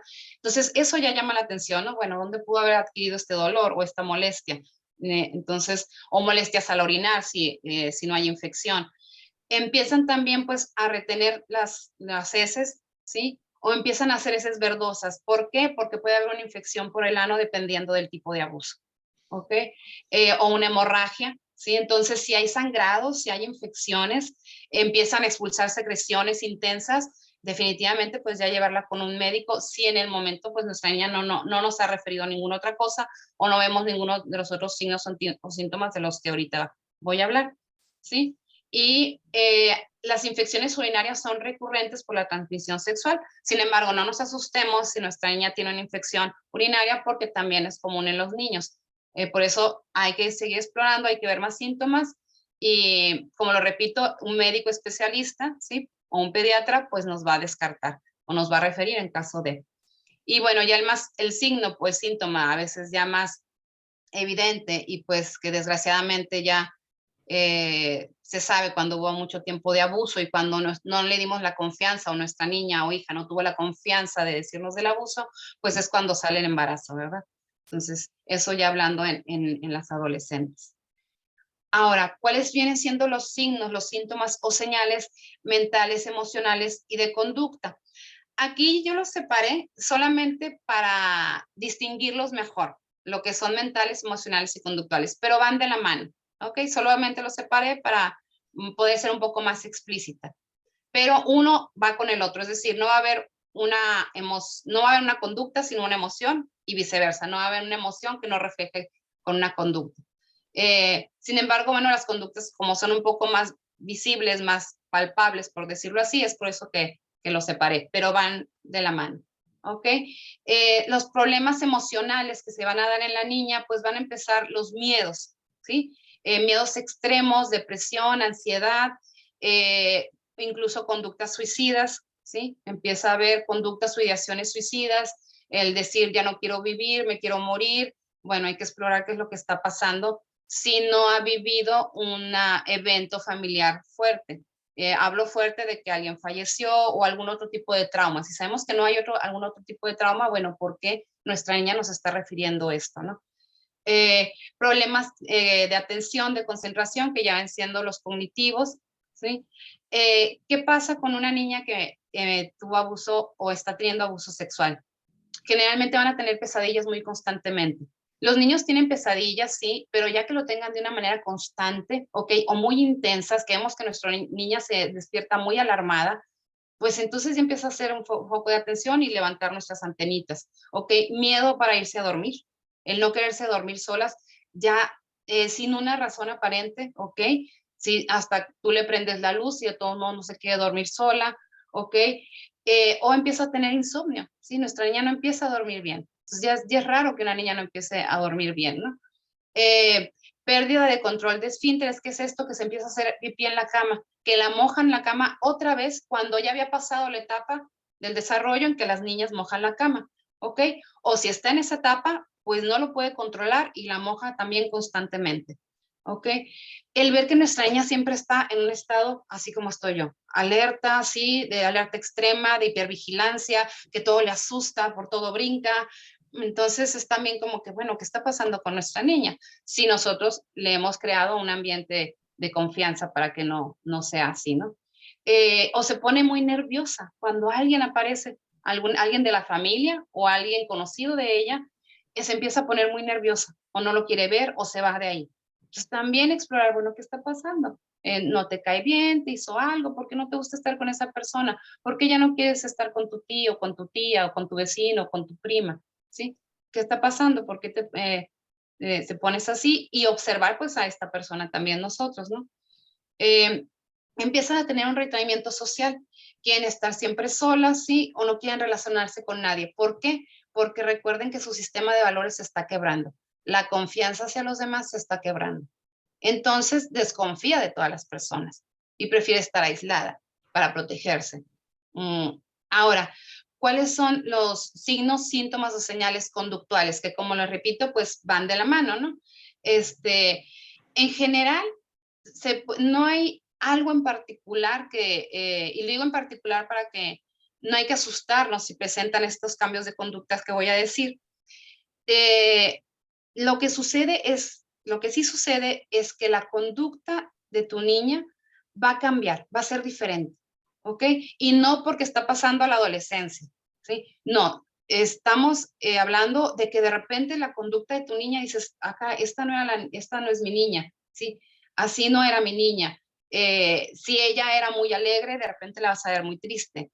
O si ella era muy amiga en la escuela, de repente vas a ver que se esté peleando con todo mundo. Entonces, estos cambios de conducta son focos rojos, ¿sí? O sea, va a cambiar la conducta de tu niño, ¿sí? Eso sí. Entonces, ya dependiendo de cómo es cada niña, pues tú vas a notar estos cambios de conducta, ¿no? Si era una niña muy tímida, pues a lo mejor se está volviendo una niña más retraída. O sea, tú quieres ayudarla a sociabilizar y ella definitivamente no quiere. Entonces, tiene un cambio de conducta. O empieza a ir mal en la escuela, ¿sí? El comportamiento escolar, el rendimiento académico también. Empieza a ir mal en la escuela, no le empieza a importar. O tiene un estado como letárgico, o sea, de ida, o sea, la niña puede estar así todo el tiempo y tú le hablas así, ¿eh? O sea, cuando tu niña no era así, ¿sí? O sea, hay cambios de conducta. Entonces,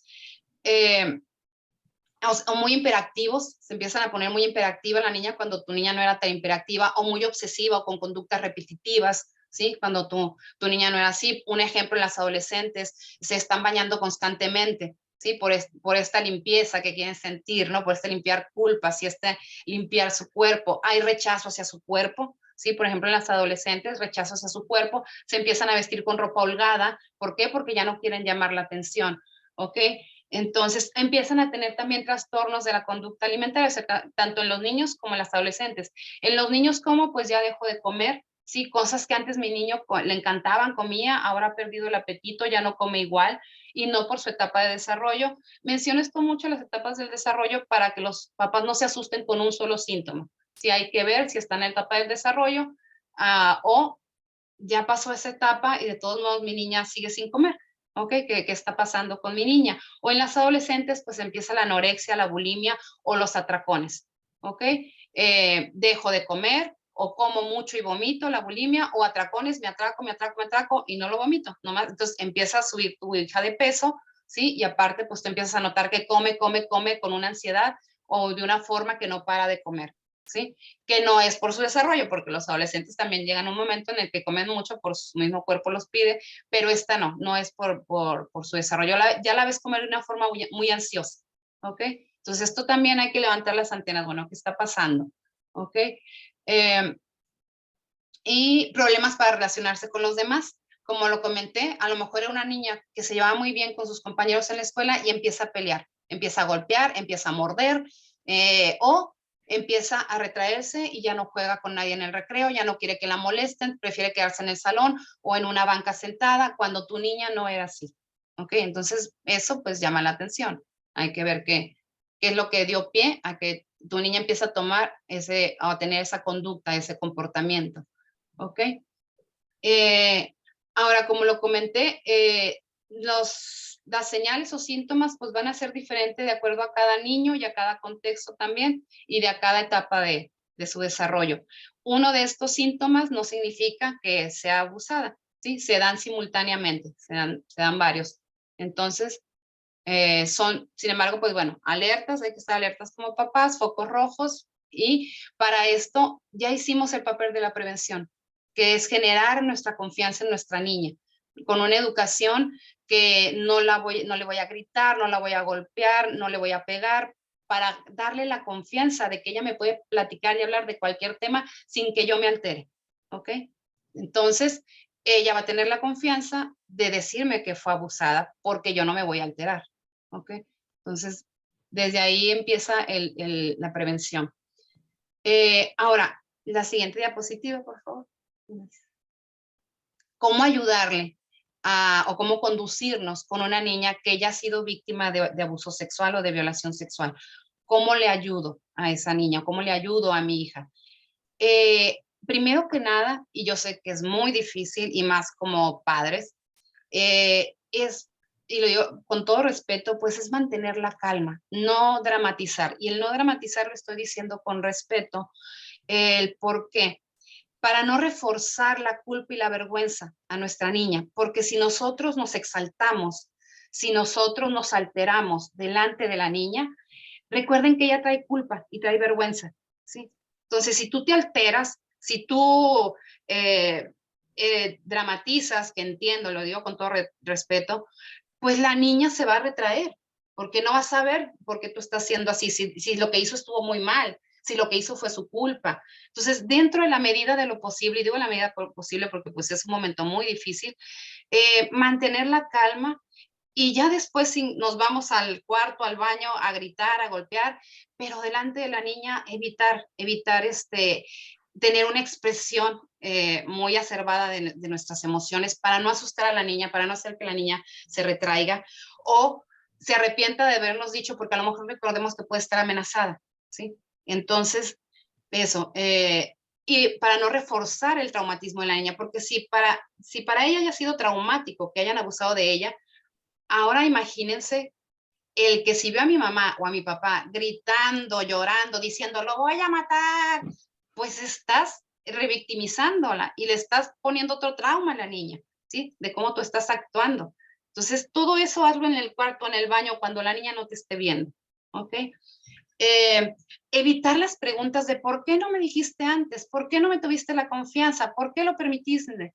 No juzgar, porque para ella ha sido muy difícil y recordemos que siente culpa, siente vergüenza y si tú le estás juzgando, si tú estás cuestionando el por qué no me dijiste algo, le estás reforzando que está haciendo algo mal. O sea que todavía soy o me siento mala porque abusaron de mí y todavía yo estoy haciendo mal el por qué no te lo dije antes. Entonces, no tratar de indagar más allá hasta tener una ayuda profesional, ¿ok? Las indagaciones, las preguntas vienen junto con la ayuda profesional para saber cómo dirigirnos con nuestra niña. Hacerle sentir, eso sí, que no ha sido culpable, que no ha sido responsable y que nosotros estamos ahí para protegerla y para cuidarla y que vamos a evitar, dentro de la medida de lo posible, que ella no tenga contacto con el agresor.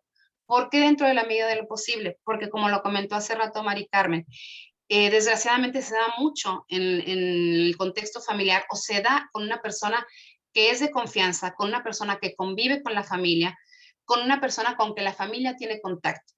Entonces, dentro de la medida de lo posible, bueno, si es un tío o un primo, pues ya no vamos a ir a las reuniones de ese tío o ese primo, o si tenemos que ir, yo nunca me voy a separar de ti, siempre voy a estar contigo, ¿ok? Darle esa confianza a la niña, de que ya no va a ser agredida o abusada otra vez. El hacerle saber que fue muy valiente, ¿sí? El que nos haya dicho que ella fue valiente al decirnos, ¿ok? Como viene ahí, que su cuerpo es valioso, ¿sí? Que nadie tiene derecho a lastimarla, que nadie tuvo el derecho a lastimarla, ¿ok? Y persuadirla, esto ya viene más adelante, o a explicarle el que tal vez va a haber que denunciar, no tal vez, el que va a haber que denunciar al abusador. Aquí hay que tener mucho cuidado y mucho respeto con la niña y mucha empatía con la niña. ¿Por qué? Porque tal vez el abusador fue una persona a quien ella quería, a quien ella estimaba. Y recordemos que si es así, la niña va a estar muy confundida, ¿sí? Entonces, hay que tener mucho cuidado y explicarle a la niña que nadie va a saber que ella no quiera que se sepa del abuso, que únicamente las personas que están implicadas en lo ocurrido son las que se van a enterar. Y de momento, respetar las emociones que la niña esté sintiendo por el abusador. ¿Por qué digo de momento? Puede darse el caso, sobre todo en las adolescentes, que la niña sienta una estima o un amor por el abusador. Obviamente no es amor, pero está confundida. Recordemos que está confundida y eso ya a un especialista le va a hacer ver que no es amor, que no es cariño, pero que estuvo confundida y que no fue su culpa el estar confundida.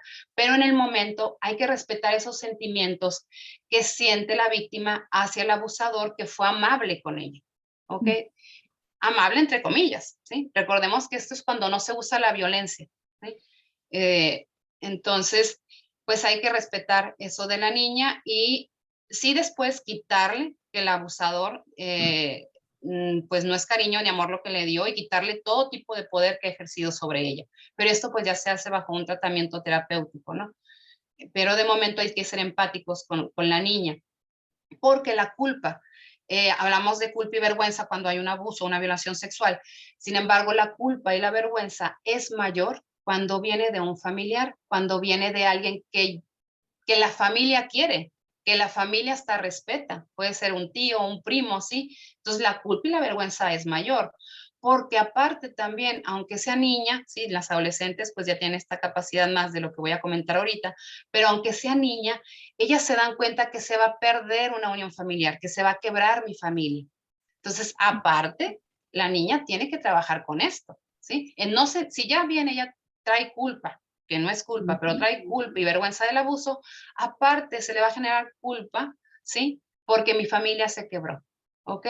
Y esto me recuerda, por ejemplo, un caso que cuando llegué a trabajar con pacientes que sufrían abuso, de una adolescente que sentía mucha culpa porque cuando pues ella divulga, llega a la fase de divulgación y dice que el padre abusó de ella, antes de llegar a la denuncia, el padre se va para Estados Unidos, sí, se pela, como se dice en forma vulgar, ¿no? O sea, él corre a Estados Unidos y la mamá decide pues no denunciarlo, ¿ok?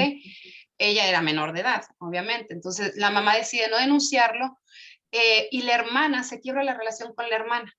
Había una hermana que ya había sido abusada, pero había otra que faltaba. Y digo que faltaba porque el papá ya había ido por la mayor, ya había ido por esta niña y de seguro iba a ir por la menor. Claro, la menor en el momento no lo entendió, ¿sí? Pero entonces se quebró la relación con su hermana y aparte la niña había que trabajarle que se hubiera quebrado la relación con su hermana y que se dejara de sentir culpable, porque la hermana la culpaba de que el papá no estuviera con ellas, ¿sí? Entonces, hay que ser empáticos con nuestra niña abusada, ¿ok? Ya luego de ayudarla a la víctima a sobrevivir de este tipo de abusos, pues llevarla a reconocer que tiene derecho a una vida plena, sí, libre de violencia, con una igualdad de relaciones, ¿sí? Que se puede incorporar a su familia y a la comunidad con una vida normal, ¿ok? Y que lo fundamental es que haya roto ese silencio, que no se haya ahogado con eso, que no se lo haya llevado. Es muy importante. ¿Por qué? Porque a veces se lo llevan ya de vida de adultas y bueno, ese ya es otro tema. Las repercusiones de adulta, si tú no hablaste de tu abuso sexual, te va a repercutir, te va a afectar en todo tipo de relación, ¿sí? Y pues no vas a poder tener una vida plena. Entonces, pues hasta aquí, espero les haya ayudado. No sé si tengan alguna duda, pregunta. Licenciada Gaby Franco, me tuvo todo el tiempo así conteniendo el aliento a todo lo que decía. Primero con las cifras terribles en la exposición que nos hizo Mari Carmen, que son cifras preocupantes, escalofriantes de la violencia ejercida contra niños, contra niñas. Y ahora con esta explicación que está muy, muy buena, o sea, qué es lo que tenemos que estar pendiente las madres, las abuelas, de ver los síntomas, los signos, para detectar cuando una de nuestras niñas está siendo violentada y qué hacer, cómo proceder. Creo que ha sido una de las charlas más interesantes que debe escucharla cada uno de nuestros amigos, amigas de Cuatro Vientos, estudiarla, analizarla, a partir de estas referencias, ver qué es lo que está sucediendo en el entorno familiar, de vecinos, de conocidos, porque créame, licenciada, que desde la experiencia que tenemos nosotros como periodistas, nos hemos dado cuenta de casos terribles, terribles. Y yo siempre he pensado que el mundo de la violencia contra los niños es más profundo, más cenegoso, más terrible de lo que alcanzamos a percibir. Que nos damos cuenta ya cuando se vuelven algunas cifras que ocultan todavía mucho de lo que hay en la realidad porque no se denuncia. Es una violencia, son crímenes que se cometen contra los seres más vulnerables de la humanidad, pero se cometen en absoluta complicidad de la propia familia. La propia familia no quiere denunciar porque el abusador es el abuelo, es el papá, es el tío, es el familiar. O es un sacerdote, ¿no? Sí, o es gente con la que han tenido una relación de confianza, de afecto. Y es muy doloroso ver a esos niños y a esas niñitas cómo tienen que soportar un sentimiento de culpa, que siempre me llamó la atención. Como periodista, por ejemplo, me tocó ir a ver casos de niñas, también niños, que llegaban destrozados a golpes, así, sobreviviendo. Me tocó ver casos de niños que murieron. Y una vez entrevisté pude hablar con un niñito que llegó quemado con la plancha, lo había quemado la abuela, y traía verdugones y cicatrices ya de maltrato anterior. Incluso los peritos dijeron que traía huesos que se le habían roto, se los habían roto y habían soldado solitos, ¿verdad? Y cuando le pregunté yo al niño, ¿por qué te pegaron, mijo? Y la respuesta todavía hoy me da escalofrío. Dice, porque me porté mal. Porque me porté mal. O sea, él tenía la culpa. Él cada vez que le ponían una golpiza como esa, estaba recibiendo el castigo de algo que había hecho mal. Y lo que es portarse mal para un niño, o sea, sí, el niño ni siquiera sabe qué es portarse mal. Lo único que estás permitiendo es que le agredan su cuerpo. Así y de ahí se dan otro tipo de abusos. Sí, porque la siguiente pregunta es, ¿qué hiciste mal? Es que no le hice caso a mi mamá cuando me estaba hablando de que fuera pronto, o no hice caso a mi papá, ¿verdad? O sea, cosas, tonterías era portarse mal, no porque no soy obediente, porque no soy bueno. Y luego, permíteme, Javier, lo más escalofriante de todos son los casos también de violencia hacia las niñas, donde las mamás se lo callan y terminan echándole la culpa porque por tu culpa mi esposo me está dejando de atenderme a mí, ¿no? Entonces son cosas horribles que están en nuestra sociedad y cerramos los ojos a esa situación. O por lo económico también se callan, ¿sí? Porque si se va tu papá o se va mi pareja, ¿quién nos va a ayudar a sostener los gastos de la casa? Sí, entonces creo que es algo que está muy grave, que hay muchos asesinatos de niños, hay asesinatos también emocionales, psicológicos de estos niños, de estas niñas, y yo nada más quiero, porque como cerró usted, licenciada, hablando de que es otro tema, las secuelas terribles que quedan en las personas lastimadas. Conozco ahorita, sí, muy directamente, jóvenes que fueron abusados, que conocimos casos de que fueron abusados sexualmente por padrastro y que ahorita son jóvenes de 25, 27 años metidos en la droga, perdidos en la drogadicción. Es terrible ver cómo tratan de superar ese problema, cómo tratan también de salir de las drogas y no pueden porque tampoco hay instituciones suficientes. Usted hablaba de que es necesario el apoyo de un especialista, pero luego son gente también con muy escasos recursos, no hay la cantidad del personal suficiente para atender a esta población lastimada, muy lastimada. Son muchos, son miles. Y yo quiero nada más terminar diciendo que hace unos días vi un documental que no sé si ustedes lo hayan visto, se lo recomiendo, se llama Jimmy Savile, una historia de terror británica. Jimmy Savile fue un personaje que durante décadas se mantuvo así como el más famoso de la televisión británica.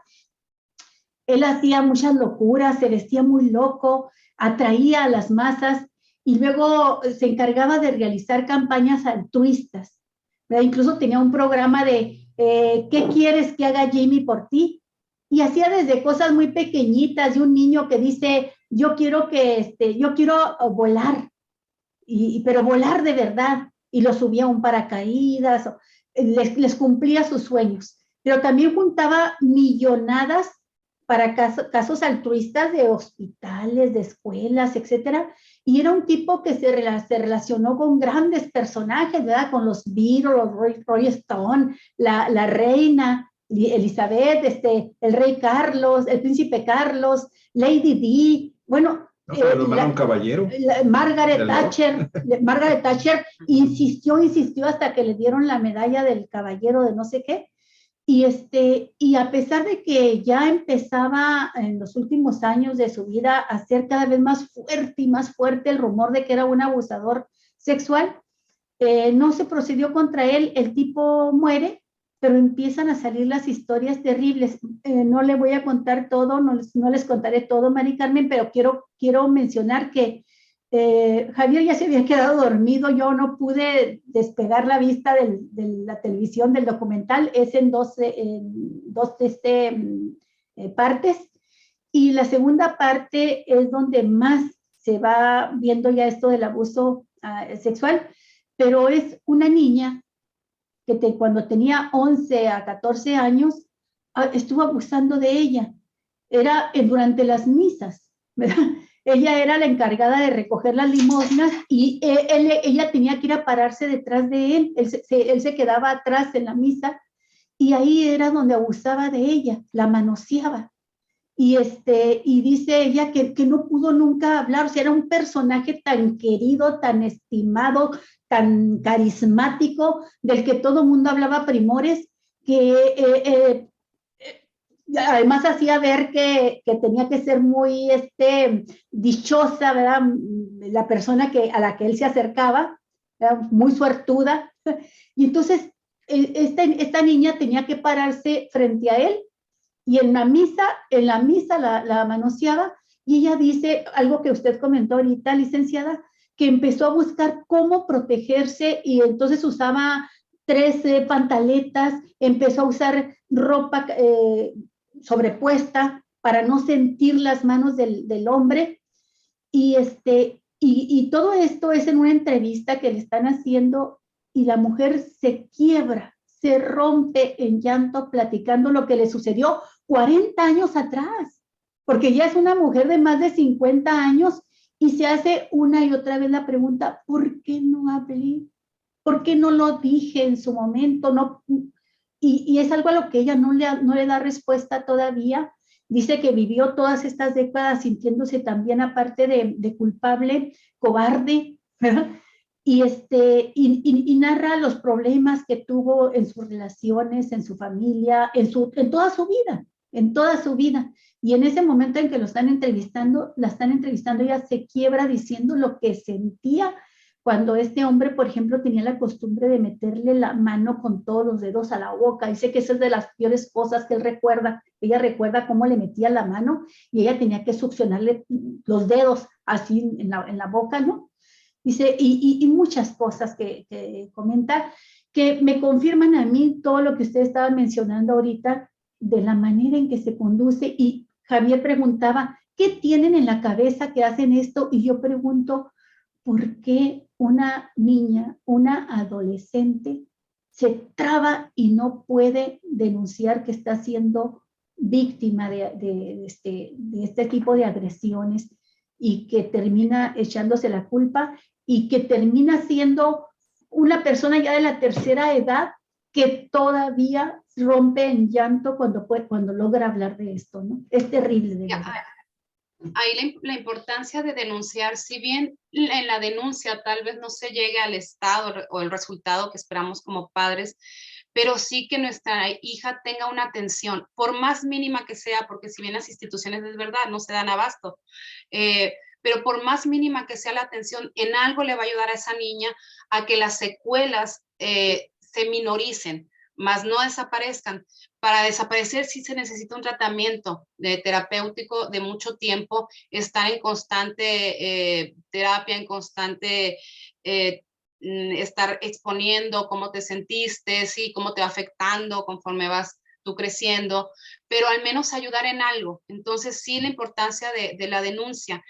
En las adolescentes, porque, bueno, como hablamos, la etapa de la seducción, en la mayoría de las adolescentes, cuando no es un agresor, no es un abusador violento, ¿sí? Sino es un amable, respetuoso, que te voy a seducir, entonces por eso les es tan difícil denunciarlo, porque están totalmente confundidas. Así de veras soy especial, así de veras me quieren, o ya llegó a la amenaza, le va a pasar algo a mis papás, le va a pasar algo a mi familia, algo a la persona que quiero, ¿sí? Un ejemplo muy reciente y muy popular, por llamarlo así, el caso de Sacha Sokol y de Luis de Llano, ¿sí? Ella durante mucho tiempo de haber estado confundida, que le hizo sentir especial, ¿sí? Y ella creía estar enamorada de él, ¿ok? Ahora de adulta ¿sí? Se da cuenta que no fue verdad. Si ella hubiera entrado a un tratamiento a tiempo desde niña, probablemente no hubiera pasado tanto tiempo para atreverse a hablar, para atreverse a denunciarlo, ¿ok? Pero bueno, aquí no vamos a juzgar, sino la importancia de en su momento darle la confianza a nuestra niña, de creerle a nuestra niña y de explicarle la importancia de denunciar, ¿sí? Porque si no vamos a tener los resultados esperados, al menos sí nuestra niña va a ser tratada. Pero aquí yo quiero preguntarle algo, licenciada, y bueno, ya llevamos 1 hora con 50 minutos, que parecen apenas 10. Sin embargo, pues ya también nuestras audiencias a lo mejor están un poquito cansadas, pero yo creo que es cuando menos fundamental enunciarlo, licenciada. Yo sé que eso abriría obviamente un programa especial sobre este tema, pero la responsabilidad de las instituciones, vamos, son muy buenas para reprimir las instituciones, son muy buenas para abusar las instituciones en contra de los ciudadanos, pero la responsabilidad de las autoridades en estos temas son fundamentales. Yo no sé cómo estén armados, no sé si ustedes tengan información de cómo está armado el equipo gubernamental, las fiscalías, fundamentalmente, que son los que reciben, las agencias del Ministerio Público que reciben estas denuncias. No sé también qué tan común sea el que un ciudadano finalmente tenga que llevar su caso ante una autoridad penal, cuál es la recepción que le dan en estas ministerias, en estas agencias especializadas de las fiscalías. Pero algo muy importante que sucede específicamente en el ámbito de Baja California. Baja California tiene primer lugar a nivel de pornografía infantil, primer lugar a nivel nacional también en la cuestión de abusos sexuales, tiene también el primer lugar en el tema de la pederastia, ¿sí? De este tipo de abusos en contra de los niños y las niñas de nuestro estado. Y yo puedo entrar ahorita en este momento a ver la incidencia delictiva que estadísticamente reproduce mes con mes la Secretaría de Seguridad y la Fiscalía General del Estado aquí en Baja California, y te dan las cifras gruesas, lo que decíamos al principio del programa, pero nunca te ubican las edades de los niños, de las víctimas. Entonces aquí pues se pierde también, se disemina el problema, no se conoce entonces en realidad cómo están estos temas en el ámbito de la estadística y la atención de las víctimas. Y una última cosa que me gustaría que cuando menos la enunciaran, cuando menos hicieran un comentario, tiene que ver con de esas niñas y estos niños que finalmente son atendidos en las fiscalías, por las autoridades en el DIF, estatal, municipal, ¿cuántos de ellos que reciben de alguna forma, como dice usted, licenciada, aunque sea una ayuda, ¿sí? ¿Cuántos finalmente logran superar su trauma? ¿Y cuántos de los violadores, de quien comete un abuso de esta naturaleza, ¿sí? Terminan en la cárcel y segundo, reciben algún tipo de tratamiento y de ayuda psicológica? ¿Cuántos de ellos se rehabilitan, si es que es posible que se rehabiliten? Sé que es un programa completo sobre estos temas, pero cuando menos alguna visión general. Oye, No sé. un momento. A ver, Marica. Sí, yo me tengo que despedir. Pensé que íbamos a terminar, pero como estamos tan separados y son temas tan importantes, yo entiendo y agradezco, Gaby, que te puedas quedar. Me gustó mucho la forma como lo presentaste, o sea, fue muy realista. Yo quiero comentar que puede ser para otro programa porque sí es muy importante cómo atender. Yo que soy una persona con la información, estando más joven, tuve una situación con una niña, con un familiar X, ¿no? Entonces, tuve que intervenir y se los juro, cuando hablo con la persona y le digo, está pasando esto, otro, o sea, seguí todo el protocolo del que habló Gaby, pero al estar ahí, Gaby, me dijo, no, ¿cómo puedes creer?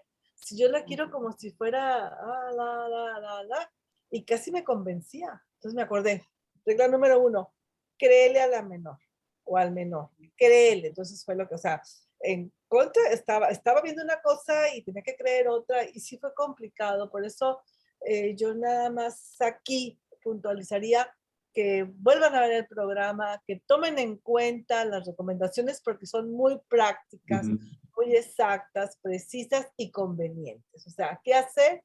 Primero, vigilar, estar en la escuela atenta, y esta es una situación que se tiene que compartir con las maestras, sobre todo en las escuelas, para que los niños estén libres de este espacio. Eso le corresponde, pues no lo hacen, le corresponde a las autoridades del DIF, la Procuración de Menor, etcétera, pero hay que aprovechar este programa y me gustaría que lo volvieras a repetir, no sé, en sentido porque si a mí como persona estudiada, informada y del tema, casi me convence con esa de que no, entonces, ¿cómo no va a pasar con una niña, con la mamá, con el papá, con las personas que la deben de defender? Entonces, Gaby, te agradezco muchísimo, me encantó, qué bueno. No, gracias a ustedes, muchas gracias.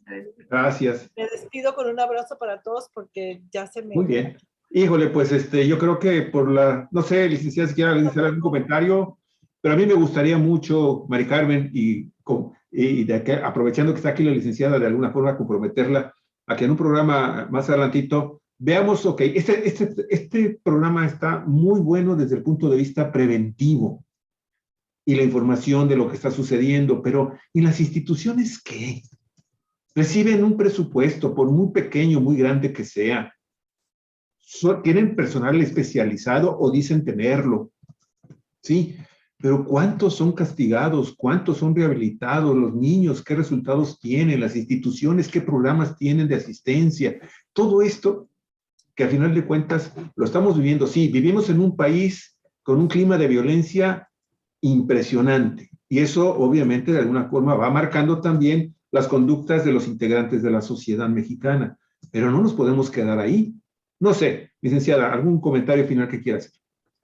Pues en general, no, datos exactos pues no los tengo, no les voy a mentir, pero algo de lo que influye en que tal vez estas denuncias no terminen el proceso es sobre todo la gente que va a denunciar. No, a veces no es tanto de la institución, sino la misma gente, por lo que comenté hace rato y por el contexto en el que se da el abuso, desisten de la denuncia. Entonces, si desisten de la denuncia, pues ya difícilmente se le puede seguir ayudando al menor, ¿sí? O muchas veces dejan de llevarlo a terapia al menor, o sea, desisten. Y eso es algo de lo que influye el por qué pues no se termina de dar tratamiento al menor. ¿Ok? Viene siendo sobre todo el contexto en el que vive el menor. Por lo que la psicoeducación, creo que mucho de esto tiene que ver con una reeducación que se tiene que dar a los padres. ¿Sí? El cambiar nuestras formas de educar, nuestra forma de tratar a nuestras niñas para poder evitar esto. Pues, salvo que quiera usted comentar alguna cosa final. ¿Por qué cierran nada más? Cerramos el programa. No, muchísimas gracias. Espero les haya ayudado, les haya orientado y muchísimas gracias por este espacio para exponer el tema. Al contrario, Gaby, licenciada Gaby Franco, pues muchísimas gracias y como dijo Carmen, estamos puestas para la próxima, para esa otra parte que es la que mencionó Javier y que me amerita también pues un buen programa.